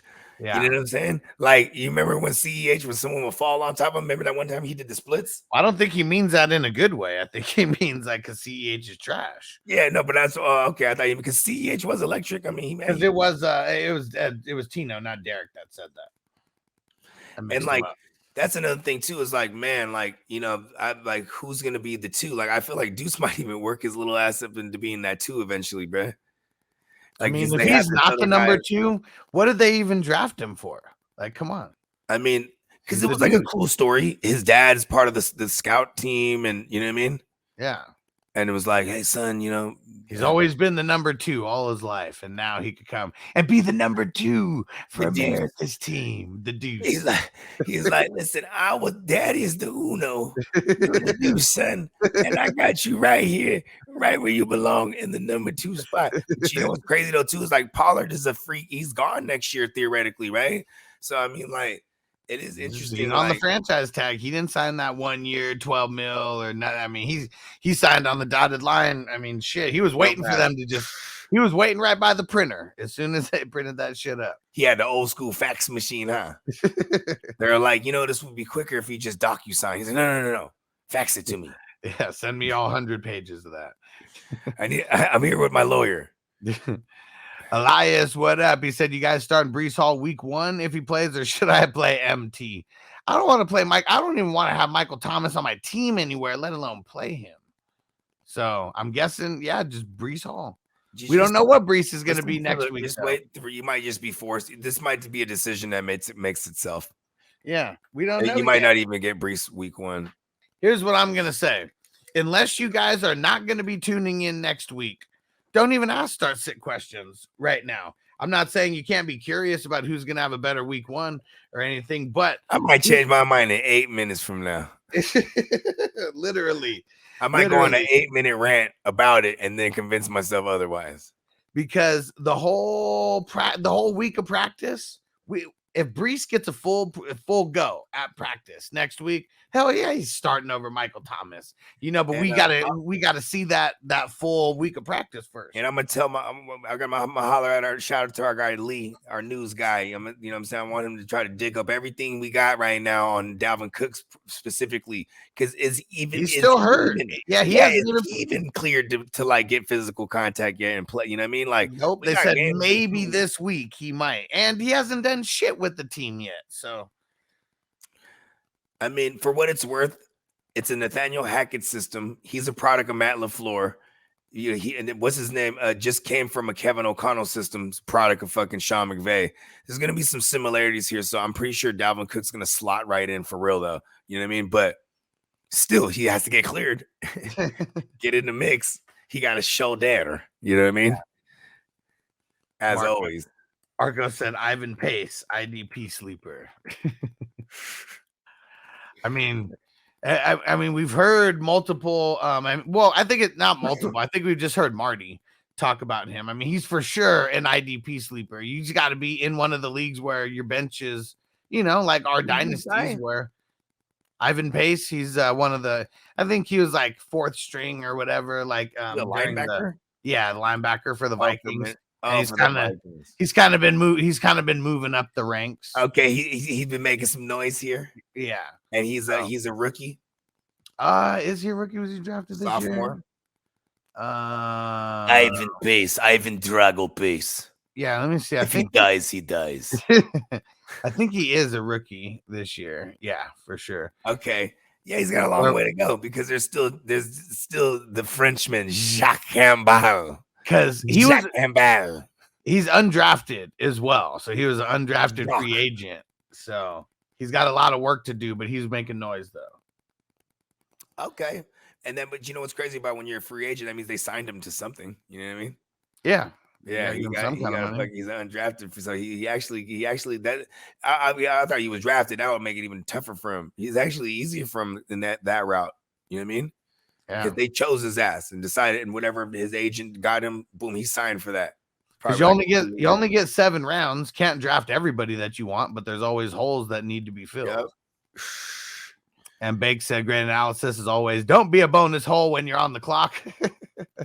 He said, if you want some one-on-one advice, hit up the Fantasy Hustler to be in your pocket when you're tilting for sure. He needs to write all our ads. I know. And that's one-on-one ffadvice.com. Go join the superstar tier or higher. Like he sold, what was it him the other day? I sold the shit out of that fucking hippie scent. Yeah, yeah, for sure. He killed that. I was like, it made me want to buy a whole box of them. Bakes a lot as a marketing genius. He sure is. Shout out to Bakes. Hell of a guy in real life too. See Ghost Monkey? He took Clayton. Oh, he got him? Oh. And then he took Taylor Heineke, and I thought it was kind of smart too. I was like, that was very smart. Yeah. Because he needs to talk to me. I got Josh Dobbs. It's crazy they don't even have like Murray listed, right? Because he's not on the active anything. Oh, yeah, because he's on the pup. Yeah. Yeah, it has my man Josh JD. Josh Dobbs. Come on. Man. Steve Jobs' estranged nephew by marriage. The Jobs married the Dobbs. The programmer. That's what we're calling him. And what up, Texan Stevie? He said, Bogey said, what's happening with Greenlaw from your Niners? Yeah, because he's a little banged up right now. Yeah, and it sucks because like we don't even have like a third, but it's like, there's, our man, like we have like McCrary Ball and like D Winters the rookie, and like it's a mess. We brought in we brought in a couple of veterans to be some rotational guys, but man, I'm worried about our linebacker core. And I'm gonna be honest, on defense, you're gonna see the same philosophy as far as pass rush goes, but like Steve Wilkes is like a secondary guy, you know what I mean? He's gonna try to put like an emphasis on our secondaries, you know what I mean? So I expect our safeties to be nasty, and then I expect our outside corners to take a step up, just do the scheme. You know what I mean? Like we should get a lot more coverage sacks, but I worry about our linebackers outside of Warner. You know what I mean? Especially with Greenlaw being hurt right now, because Greenlaw is like he's never the most healthiest guy, bro. You know what I mean? Yeah.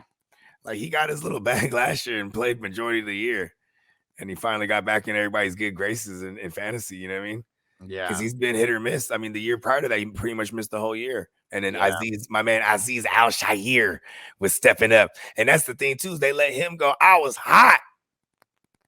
I'm like, damn, bruh. Yeah, they didn't want to give him that bag. Yeah, and Tennessee was like, I'm willing to do that. But whatever bag decent enough that we weren't willing to give. You know what I mean? Yeah. Because it wasn't like he went over there and got super paid. And then don't forget, guys, go check out 420crewmerch.com. We now have the women's fantasy league gear up there. Multiple t-shirts. We got the Nug Life t-shirts, got the Nug Life slides, everything over there. Go check it out. 420crewmerch.com. Yeah, we got the 420 crew stuff there. We got the IDP live stuff on there. This is just what's on the homepage, but yeah, go in there and dang, we might even play this guy Flanagan. I think who is like Flanagan? He was like a special teams guy, but he like flashed a ton last year. Like we retained him. You know what I mean? Yeah. Like I'm like, yo, this is gonna be ugly. And it's a definite change of scheme because like we went from the Robert Saleh to the D'Amico Ryans, which was like You know what I mean? Not it wasn't a drop off at all. You could even say we improved. Yeah. You know what I mean? Yeah, it's gonna be something. Oh man. All right. And then if you're on Twitch, don't forget you can become a Twitch subscriber by connecting your Amazon Prime account. And I'm going to put the link in the chat just so everybody knows where to do that. Go link your Amazon Prime account and then you can subscribe on Twitch. We're going to be doing some exclusive shows that you either have to be a Patreon member, superstar tier, or higher. So if you're not on the superstar tier, make sure you bump up and even go ahead and bypass that as well. Go up to the next tier or two higher as well. We're going to be doing a lot of exclusive stuff for Patreon, and you won't even be able to comment on Twitch unless you're a member as well. Just on these exclusive ones, not on every single one. But you said member. Yeah, you want to make sure that you're a big member. Well. Oh man, let me see, where the fuck is this link? There it is. Yeah, that's not even like a childish, immature sense of humor. That's specifically the Beavis and Butthead sense of humor. Yeah. She said whole.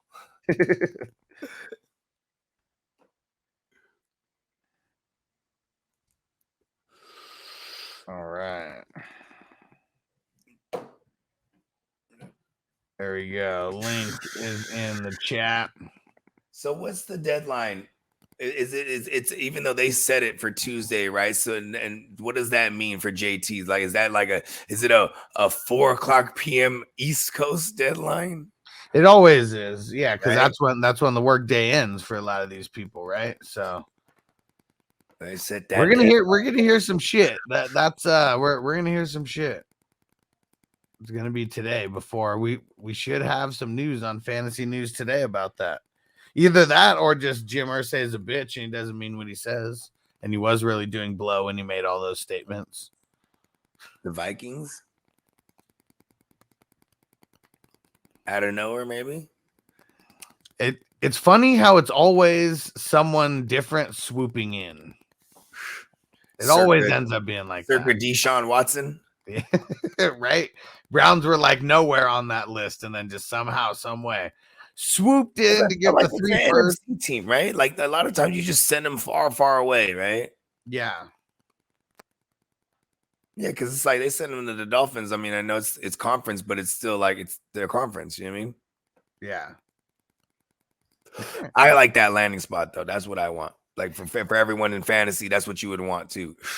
Yeah. Otherwise, even if he just stays, there's the allure of the mobile QBs he could take away, but he could also open running lanes for that. You go read option. That's nasty. It's funny. Texan Stevie said, "Why should I be stupid to subscribe on Twitch?" It's funny because he already is subscribed over there with the Amazon linked up. The main reason why you should do it is because if you are a 420 crew member on Twitch, you get those 420 crew emojis. And every time you're smoking along with us, you can throw it in the chat. And you don't have to watch commercials when you are on, when you're a member, because Twitch has commercials that get thrown in there and you get a free sub every month.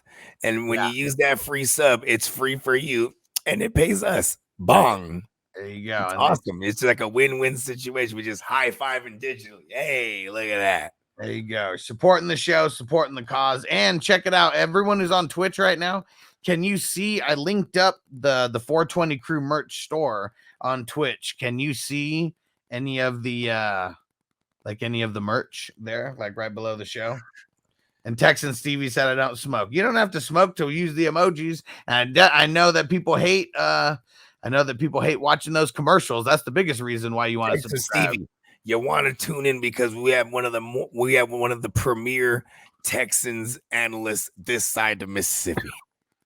He goes by the name of Miles Peacock.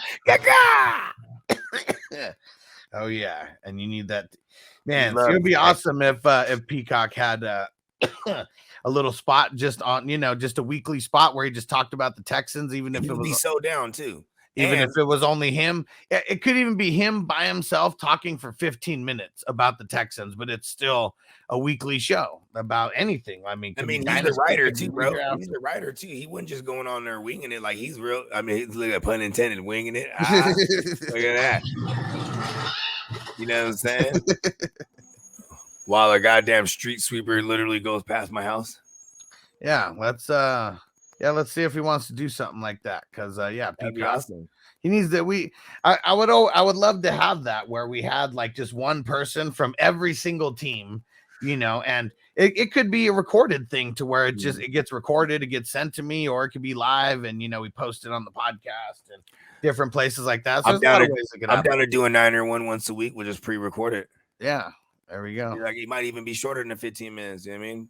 Yeah. I can just talk about the weekly matchup or like and recap the matchup prior, etc. Yeah, because that's literally all. Yeah, it doesn't need to be a full hour-long show. It's literally just, what happened the prior week? What are the outlooks on some players this week? If there's any guys who are going to be, climbing up the depth chart, like that's like super, super important. Hey, did I miss it on the docket yesterday? Did I go into the Matrix? Because at one point I read. So now that apparently the WWE hasn't worked with the NFL where you could get like official like team belts, and they're official because when I was looking at the prices, or it said like $500 to $600. I was like, oh, so these are some big boys. Yeah, for sure, because that's how much they charge for like their just what like the world title. If you bought their legit one, it would be like $600 or some shit. And it's for literally every single team. They worked. Because now, I mean, it's not Vince McMahon anymore, right? Like now it's like a bigger company who's making these licensing deals and shit. And like the thing that's crazy. So I went to a licensing expo maybe like 2 years ago as a licensing conference or whatever, like one of the huge ones here in Vegas. And like WWE was one of those people who were there fucking taking, meetings and shit. And not like it was Vince McMahon or anything, but it was like whoever their marketing peeps are. That's why you see like multiple WWE games and, on the Android or on the mobile and all that kind of shit. There's a whole lot of money out there, Vince. And Peacock, it's on the SS. We got it on the SSB channel because not everyone is familiar with the brand new fantasy channel. So I'm throwing the new YouTube channel in there, and that'll pretty much be the one that we're doing a majority of the live streaming on, and then everything's going to get uploaded to the other one. And then we're on Twitch, and then we're on the podcast as well. And Tino said, LOL, I should dress like a fan from every team and just make a season prediction. That'd be hilarious if that was one of them. Yes. And you could just record it. Tino could be like a 2 or 3 minute like segment, and you're just a different name and a different fan from a different team. Or it could be just different Tinos from different multiverses. Yeah, I guess that's true. This is Tino from Multiverse. He'd be like, hi, I'm Tino, the fucking 49er fan, I guess. fuck Lance and the Brock and all of them. Like, whoa, Tino from the multiverse. It was funny, Tino, because he said, because Texan Stevie said he doesn't smoke. He said, hey, Stevie, what's your badge number? He's the best. Oh, man. And Tino said the Eagles fan, Tino, such an asshole. Damn. He's just gomping on a Philly cheesesteak. He wouldn't even have to wear any gear. He's just holding the Philly cheese. Fuck, he's just playing a Rocky song in the background. Hey, Peacock, did you hear what we said? Because you came in the chat like literally right after we said it. Said we wanted to get you to have like a 15 or whatever 20-minute spot every week where you break down the Texans. Could be like the previous matchup, the current matchup. If any guys are rising, through the depth charts, just little shit like that. We want to get that going weekly. You could even do it live if you wanted. Oh yeah, for sure. You know what I mean? Yeah. I want mine to be uploaded. That way I can get it out of my system real quick. So I'm real precise when I come my shit. You know what I mean? Otherwise, it'll be like the opposite of precise. I go on forever. And it's going to be Bogey just by himself. Nobody just ranting. We're going to get in and get out of here like the burger. Man, these kickers, they're on the move. Another kicker trade. The Patriots are trading Nick Folk to the Titans. I mean, that's kind of what the Titans have been doing under Mike Vrabel. They brought in the Goshkowski, and they brought in the Ryan Suckup, and they brought in now Nick Folk. Just anybody that's like touched Brady or New England, they want him. Derek's fucked up. He said the Texans suck. End of show. Damn. Hella sour about the Lance thing still. That's terrible, Derek. That's terrible. There's a lot of things to be excited if you're a Texans fan. They got D'Amico fucking Ryans. They got a defense that's going to be like turned around by like year 2. And they got a young QB that might be able to break the stigma of Ohio QBs translating to the league. Man, that's just Derek said that's terrible. So that's a suggestion for the name of the show, huh? And Peacock said driving home to smoke on my lunch break. Nice. Yeah, see, gets a little can't even smoke in. Well, I mean, you can't really smoke in the cars anywhere, technically. But if you did, if you did happen to, man, those the little hippie love hangers, man, those things are awesome for the car. I mean, you have to have them. Like, how you can get? I mean, I know you can black everything out in Nevada. Can you do that in Texas? Probably can't, huh? Because you have to have your gun visible if you have one. Like unless you have your concealed weapons permit. Well, okay, but then like in open carry states, though, right? Doesn't it have to be like visible in the window? I'm just wondering, because like, can we in hot states like Texas and Nevada and stuff like that? Like, I know Nevada, you could black everything out. My cousin used to have he had the all black on black Lancer, and he had the Darth Vader on his fucking on his license plate because it looked like Darth Vader. You remember the Lancers? Little Mitsubishi ones. Yeah. Yeah, you know what I'm saying? But he blacked out all the windows and it was just a bad motherfucker. And we just be in there tacking. You feel me? Yeah. Just fucking tacking out. Yeah. Yeah, no idea if you can or not. Because I know in like California and shit, like, I mean, if you have a gun, that should better be like in your trunk or something, if it's legal or whatever. Because like anywhere else. No, and in California, you can't black out shit except maybe the back window. Yeah. It's the front windows. Yeah, you can't do that shit. Yeah. That's for sure. Yeah, you can only put that light tint on the front windows, and motherfuckers still do it. They still black it out, you know what I mean? But yeah, you can't black out the front one like the windshield like in Vegas, because that shit's badass. Peacock said the all exclusive Texans news. I'm in. There we go. There it is. All exclusive Texas news. Hey, the more generic the titles, the better anyway, too. And I was thinking, there's fantasy football today, right? The channel, should we change it? Maybe fantasy football like Fanatics or fantasy football or something? FFF? Well, yeah. Triple F somewhere. Unless it's helping the algorithm, oddly enough. I don't know. No, it's not helping anything right now. It's still so new that we could like change everything. Okay. Yeah. We'll workshop it. Yeah. I like the generic aspect though. Fantasy football Fanatics, or maybe fantasy football frenzy. See, but I feel like those are existing, but we'll figure it out. Let's see. I wonder, is it fantasy football fans? I'm just trying to think of like just triple F now. Fantasy football phenoms with an F. Hella ignorant, bruh. Yeah, you tune into the triple F, god fucking damn it. There is the fantasy phenoms. But with the P, not an F though. Yeah, exactly. Yeah, fuck them. Would have funk with them. Fantasy football funk. Ooh. I like that. And we just get like a super funky beat for like the intro. Right. I was about to say. I'll come out here with color dreads. All right, that's what we're changing it to. Fantasy football funk. We want the funk. You gotta have that funk. Oh, we want the funk. Gotta have that funk. All right, we're gonna change this shit right now. I gotta come out here with a collared shirt, button down. You feel what I'm talking about? And get some Austin Powers peach fuzz to like throw up through I gotta bust out the little short gold chain. Yep. You feel me? I got a little bit of chest hairs, just a little bit. You know what I mean? Blah with the funk.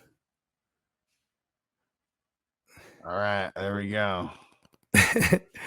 So functified.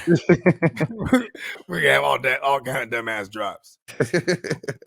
All right, there we go. Mm-hmm. Hell yeah! All right, it's official. Everybody, just refresh, reload, and it's a goddamn fucking double entendre too, because you know it's funk. You know what I'm saying? But it's funk. You know what I'm saying? Funk season. You know what I mean? Fuck them all. Oh. And Tino said, "I think I'm about the right age to start investing in Hawaiian shirts." Hell yeah! I mean, for the longest time though, it was like you got to be like two types of people to wear a Hawaiian shirt, and like one of them's Hawaiian, the other one. See, here's the thing though. That was before, because then when I was like, okay, I'm going to Vegas in November, right, man? Yeah, going to Vegas. I mean, actually, this was before Vegas. It was Halloween. It's okay, Halloween. You know what I'm saying? Who do I want to be, right? And I said, boom, Hunter S. Thompson. Yeah, right. Because all I had to do is get the goddamn little cigarette thing, throw some stunners on a bucket, right? And then I had a goddamn whatchamacallit, Hawaiian shirt.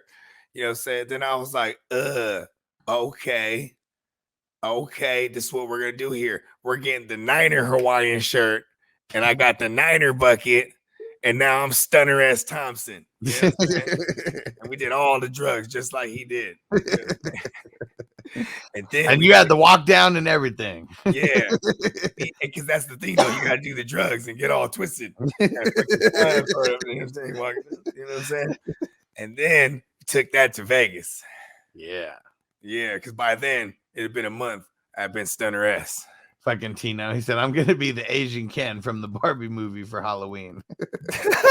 Hey, that Barbie movie's funny, bro. I watched a good amount of it actually. Savage. Yeah, somebody had the little link thing. Yeah, Peacock said, "Gotta have that funk." Hell yeah, we're gonna put that shit on a shirt. Yeah, hell yeah. Let's go. Yeah, Derek said, "Weekend at Bogies." There it is. You know what I'm saying? That's our next trip. Yeah, hell yeah.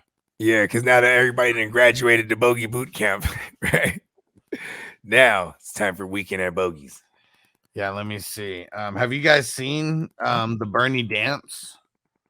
I know I've showed this before. I'll share the link in the chat, but this shit is fucking hilarious. Yeah, hell yeah. That motherfucker got the voodoo curses on him, and he just and that motherfucker starts gigging though, bro. And then when they figured out the music, they're like, "Fuck it, hitch him to a trailer." And they had that motherfucker just going. You feel me? They're like, it's better than walking. You know what I mean? Texan Stevie said Peacock would be better than Alex at Bogey doing it live. See, there you go. Hey, you know what I'm saying? That's the whole point of having the gang, bro. Because if we ain't your cup of tea and he ain't your cup of tea, I mean, Peacock could. You know what I'm saying? There's always somebody that somebody identifies with. You know what I mean? And then there's also the ones that watch because they can't stand me. I like that too. We did. Man, that motherfucker's annoying. Yeah, and seeing that, watching now. And now if we're gonna be the fantasy football funk, that just means we're gonna get into a lot more of it. You know, get funky. Let's get funky. One hop this time. Two hop this time. Turn again. Cha-cha real smooth. There we go. Jake found it. He said, wasn't here earlier. And he said, how come the new channel? So we streamed Thursday night football and they shut us down on YouTube and now we can't live stream. So I did put in an appeal. We can live stream on the big channel. Yeah. Yeah. I put in a, what's it called? I put in an appeal for it. We're going to see what happens. And it also had to do with like the music playlists and like stuff like that. Like that was another time reason. To get funky. Yeah. So the other one will have uploads and turn it out. It's going to be more important now than ever to be a part of the 420 crew. And go over to Cha-cha real smooth. 420crew.org. Go over to the 420crew.org and go join the crew, because we're going to have exclusive live streams there weekly as well. Multiple live streams there weekly. And you won't be able to find them on YouTube anywhere until they're uploaded after the fact. So 420crew.org. Go join the crew. Hey, we're about to kill shit with these dumbass funky drops. Hell yeah. Funky. Let's see what Derek's sharing here. Oh, I don't know what music video this is. We're gonna get in trouble, Derek. Yeah, we're not putting it on. What's going on? You just heard the whole spiel. Yeah, literally, it's just gonna be drops like that we're doing, the little 10 seconds here or there, just shit like that. And he said, play the game. He said, play the next game. I said, you and Bogey should just hold PlayStation controllers. Oh man. See, if we were that sick, we could just do whatever was on the game in Madden and like just do it exactly like they're doing it. That'd be tight, huh? we're just one play behind. That's it. That would be fucking loped. I mean, oh, Derek said they do the dance in that song. Okay, the Bernie dance. Oh, nice. I like it. And Jake said, "Okay, sweet." He said, "I thought for a minute y'all would make an OnlyFans." He said, "No weird stuff happening here, though." I might have took off my clothes here and there, but that was on a real like tequila night or a fucking Tito's mushrooms night. And I even told him, I was like, "Why would you not?" I was like, "Why do you want to pay an extra like 5 to 10% using OnlyFans instead of Patreon?" And then like literally, you have to explain it like every single time. I'm not taking off my clothes though, guys. And he was like, "It's because there's no one on OnlyFans doing this." I was like, "No one is going to OnlyFans and searching fantasy football. Keeping jacking off, giving like fantasy advice." Okay, guys. Like nobody is going to OnlyFans and searching fantasy football. Trust me. They're searching like other fantasy things, like fantasy, like butt plugs, and stuff, like weird stuff. I'm sure. You know what I mean? Oh man. Yeah, way different types of fantasies people are looking for there. That's for sure. Fuck, what an idiot. Oh man, Derek got that one. And Big said, "Uh-oh." He said that's one of Wyatt's favorite songs, and he said the hip hop hoedown. That's that fucking the family party / wedding / New Year's Eve. Like you're gonna hear that jam. If there's like an actual DJ there and there's old people like in attendance, like it's not just a bunch of young 20-year-olds, that song's gonna come on somewhere. Because it's going to make everyone get on the dance floor and start dancing. It's time to get funky.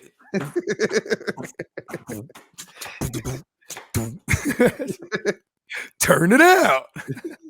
Oh, man. Jake said the fantasy fuck feet.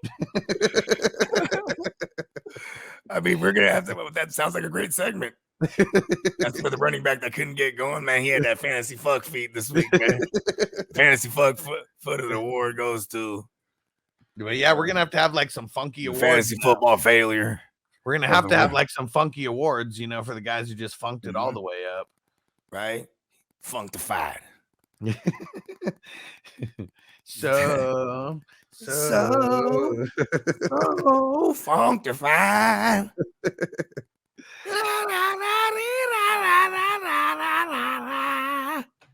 That's just gonna be hard. Marco said OnlyFans fantasy football, the adult version. Learn how to suck at fantasy football. Whole new meaning. Yes. Oh man. What up, Evan? He said, I got CMC, Henry, Jacobs, Kamara, James Cook at running back, Olave, Keenan Allen, Dodson. Well, obviously. Flowers at wide receiver. Do I move a running back for a better wide receiver? I do also have a flex. I could start the main 3 wide receivers. Maybe I'll take Derrick Henry and try to go after like a, I don't know, like a CD or a AJ or a, I'm trying to go after like CD, AJ, guys I think I might be able to wiggle out as my Mon Ra. I'm gonna take James Cook and Flowers, and I would try to flip those two into a better wide receiver. Go after like a Calvin Ridley.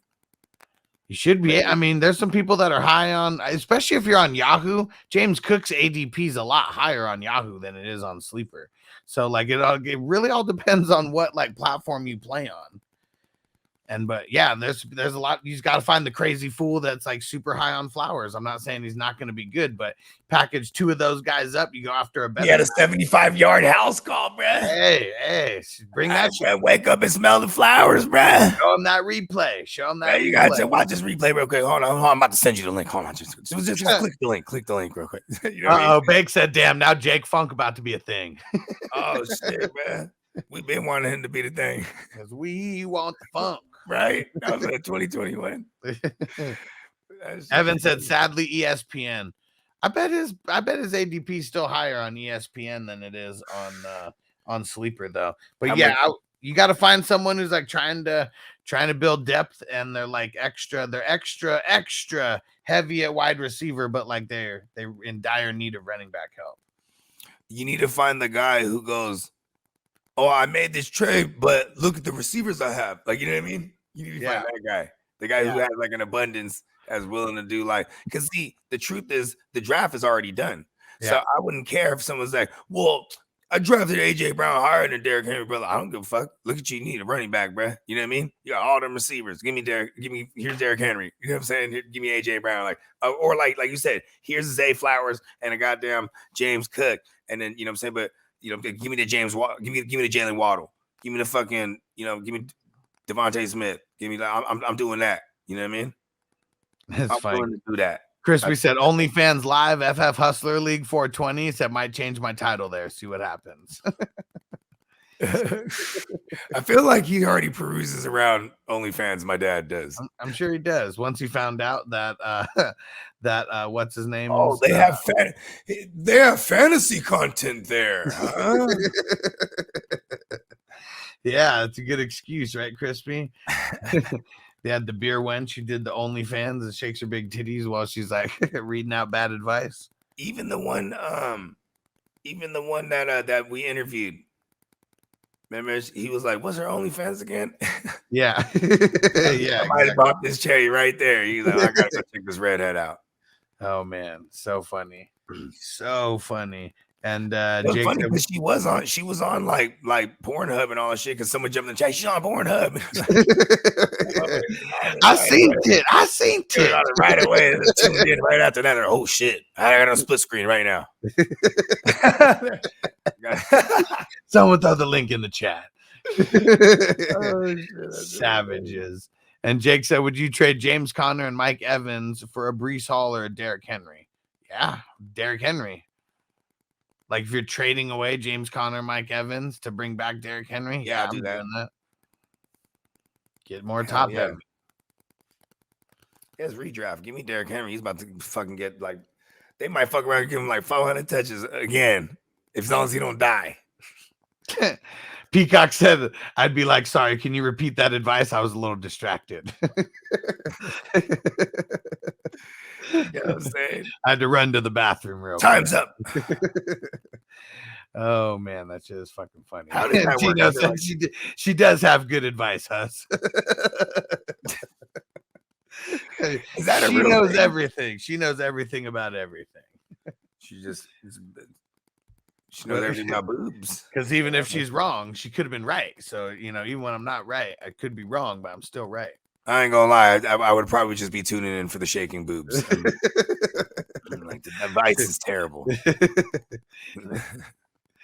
Oh man, I mean, it's just like when you go to a strip club, right? A lot of them have food there, but it's like, man, do you really trust to like eat that food though? You know what's so funny though is like because when I was in the A, the one time I was there, right? Like the food there is bomb as fuck. Like, because people, it's a different culture that people go there to like have actual parties. Like, you like if me and my girl was in Atlanta, we'd probably celebrate her birthday at a club, and that club would be a strip club. You know what I mean? Because that's the club. You know what I mean? Yeah. Yeah. But it's also like people's in there grubbing. You know what I mean? Yeah. Yeah, and supposedly like the food. I remember Kevin Hart. He said he used to hate when he was coming up because like when he started doing like the strip club circuits, he's like, "He'd be in Atlanta, and you just get somebody just throw a chicken wing at you, just hot wings, hot sauce on it, and everything on my cheek now. Like, damn, that's hot. Oh man, can't be fucking up down there where you can get fucking chicken wings on that dude. Hell yeah, and the wings is good too. And Marco said, "Wait, whose wife was on OnlyFans? The fake ass tyrant." He tried to act like he tried to act like it was someone random that she was doing like ad reads for him and shit. And then we find out it's like his girl. He knows his baby's mama. I mean, and it's definitely like at the time he's 40 years old living in his mom's house. Like that's one of those ideas you come up with. Like, you know what? Yeah. I'll do OnlyFans. You just show your boobs. Give my advice. And I collect all the money. It's like, yo, just pimp her already. What the fuck? You know what I mean? You're gonna make way more money if she's out there just, you know what I'm saying, selling BJs and motherfucking peddling your weak ass advice with them busted ass, nasty ass giant areolas, I'm assuming. If she was a big woman, she probably had them big old baloney sized areolas. You know what I'm saying? And shout out to my man Jim on the icon. He's a big fan of the giant areola. I'll take a whole boob, all areola. Damn. Okay, change the games. I want the headlight boobs. Oh man, AK bullet nipples. Oh man, Bake said, "Look up crispy rings on OnlyFans. It's not what you think." Don't do it. Oh man, Marco, he said, "Don't trust the glazed donuts at a strip club." Yeah, for sure. Oh whoa, for sure. Man, I'll leave the strip. I'll leave the strip club to use the bathroom. Even I don't even want to touch nothing. Derek said he's dead. He said, "What the fuck's going on here?" This is what happens when we're like 2 hours in hell. It's terrible. And my kids are still asleep because they woke up early and went back to sleep. So they had, you know what I mean? They had like early breakfast type of shit. And Crispy said, "Get your custom FF advice for a discount for the next 24 hours. You know what I'm saying? Oh man. And see, because like you guys remember, we're doing the league season 2. We're breaking that down at the end of the week. If you remember when they went to Vegas, they went to a strip club and they're like talking about they're talking about fantasy, and Andre, he was like, "Oh yeah, Phillip Rivers, I'm taking him in the first round." And then you had the stripper come up there and she was like, "Phillip Rivers isn't going in the first round of any of my mock drafts." I'm like, "What do you know about fantasy football?" She was like, "I won my league last year." And they're so impressed with anyone. They immediately are aroused even more. Because first of all, they're in a strip club, not even paying attention to none of them hoes. They talk fantasy. And it's to them, winning the league is like, oh, he won the league or she won the league. Like they're like a god amongst men because it's like a super exclusive club. And ain't none of them because only one of them has won it, right? Multiple times. Well, Pete won it when they first started it. Pete won it 3 times, and Taco won it once. Okay, so even Taco somehow won. This is year 5 now. Yeah, because this is the season I'm in right now. And then Andre just won it, so he's the champ. And okay, so they're going into year 6. Yeah, they're going of that league. Of the league at that point. Yeah, this is year 6. They have 5 champions. Yeah, right now, or 5 years of champions, and 3 of them are Pete. And yeah, and then so they're super excited, like, whoa, what do you mean? What you won your league? And she was like, yeah, players come in here and they tell me stuff all the time. And they're like, oh, okay. They're like, think I can get some time in the champagne room? And she was like, yeah, 300 or something. And he was like, you think we can just do 100 and you keep your clothes on? Because all they wanted was the fantasy advice anyways. Yeah. And she was like, nope. And then he's like, okay, 300. And then Ruxin comes in, 400 for Kevin. I don't even know why it was for Kevin, but 400 for Kevin. Yeah, give him some ass too while you're at it, is basically what he said. Well, when they go into the back room, the champagne room, I mean, they're panning and you see girl grinding on someone. Then you come to them. She's got her clothes on. They're just sitting side by side on the big ass chair. She's gaming them up. Yeah. I can't even remember what one of them that she said. Why would you take this guy in the 3rd when you can have Ricky Williams in the 10th?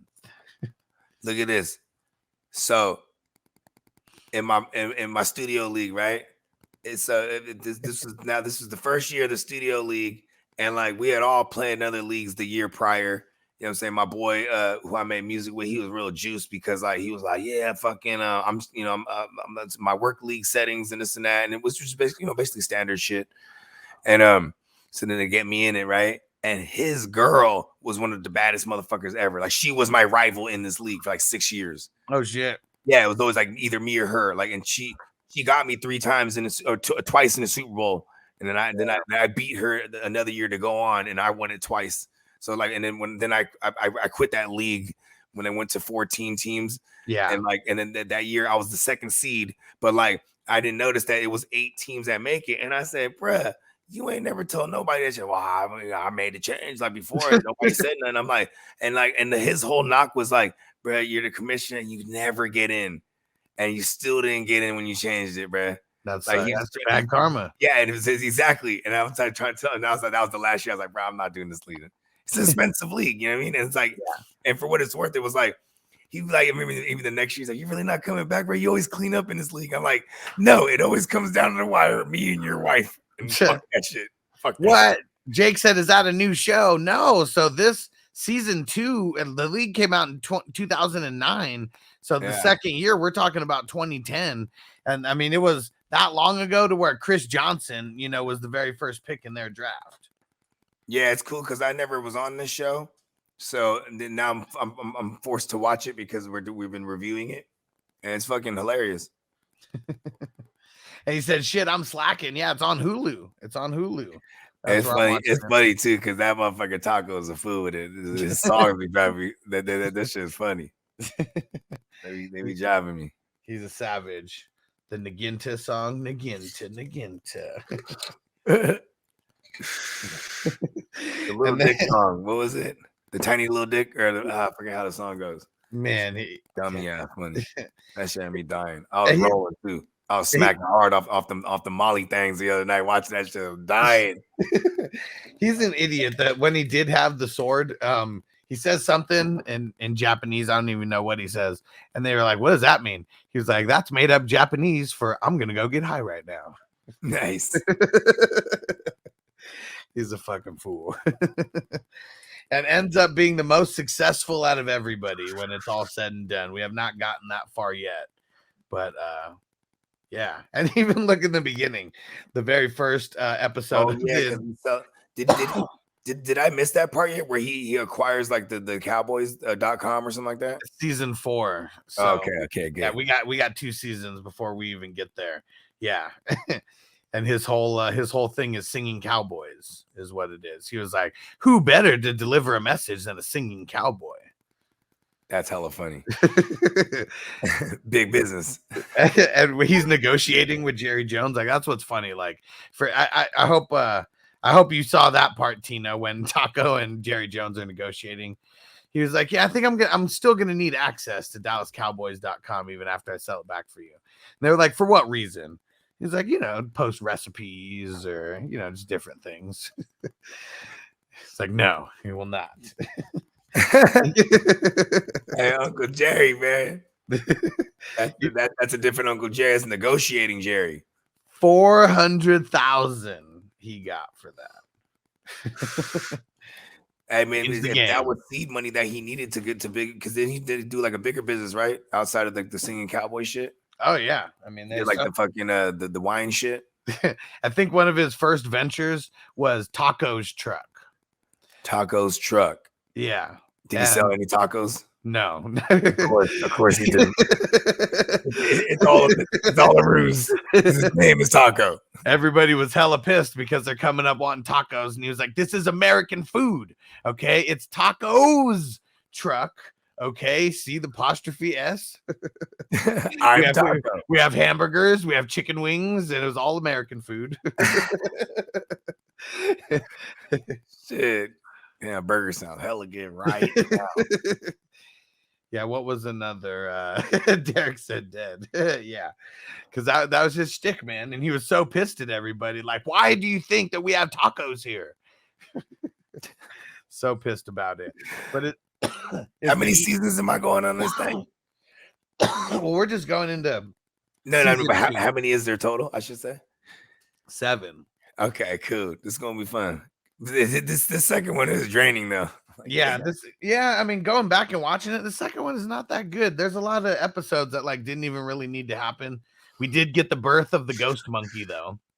Yeah, So, I mean, that was one that was I mean, it's a storyline of literally, someone who rocks with us.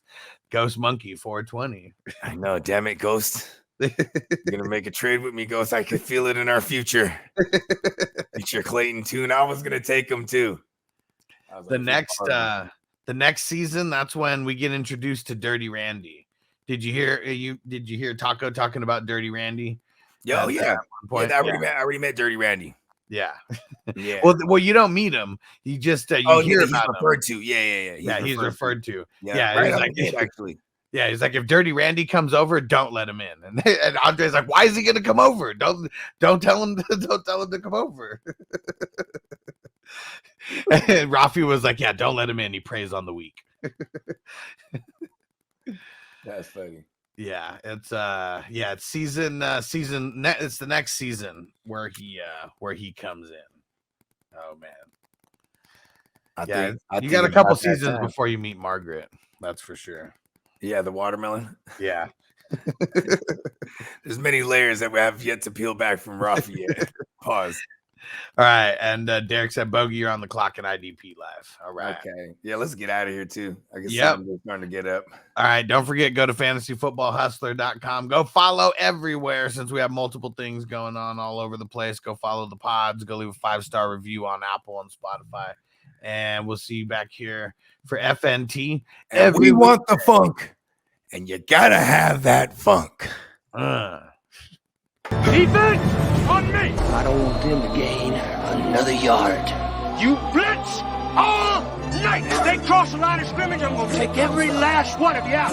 You make sure they remember forever the night they played the Titans. Here comes the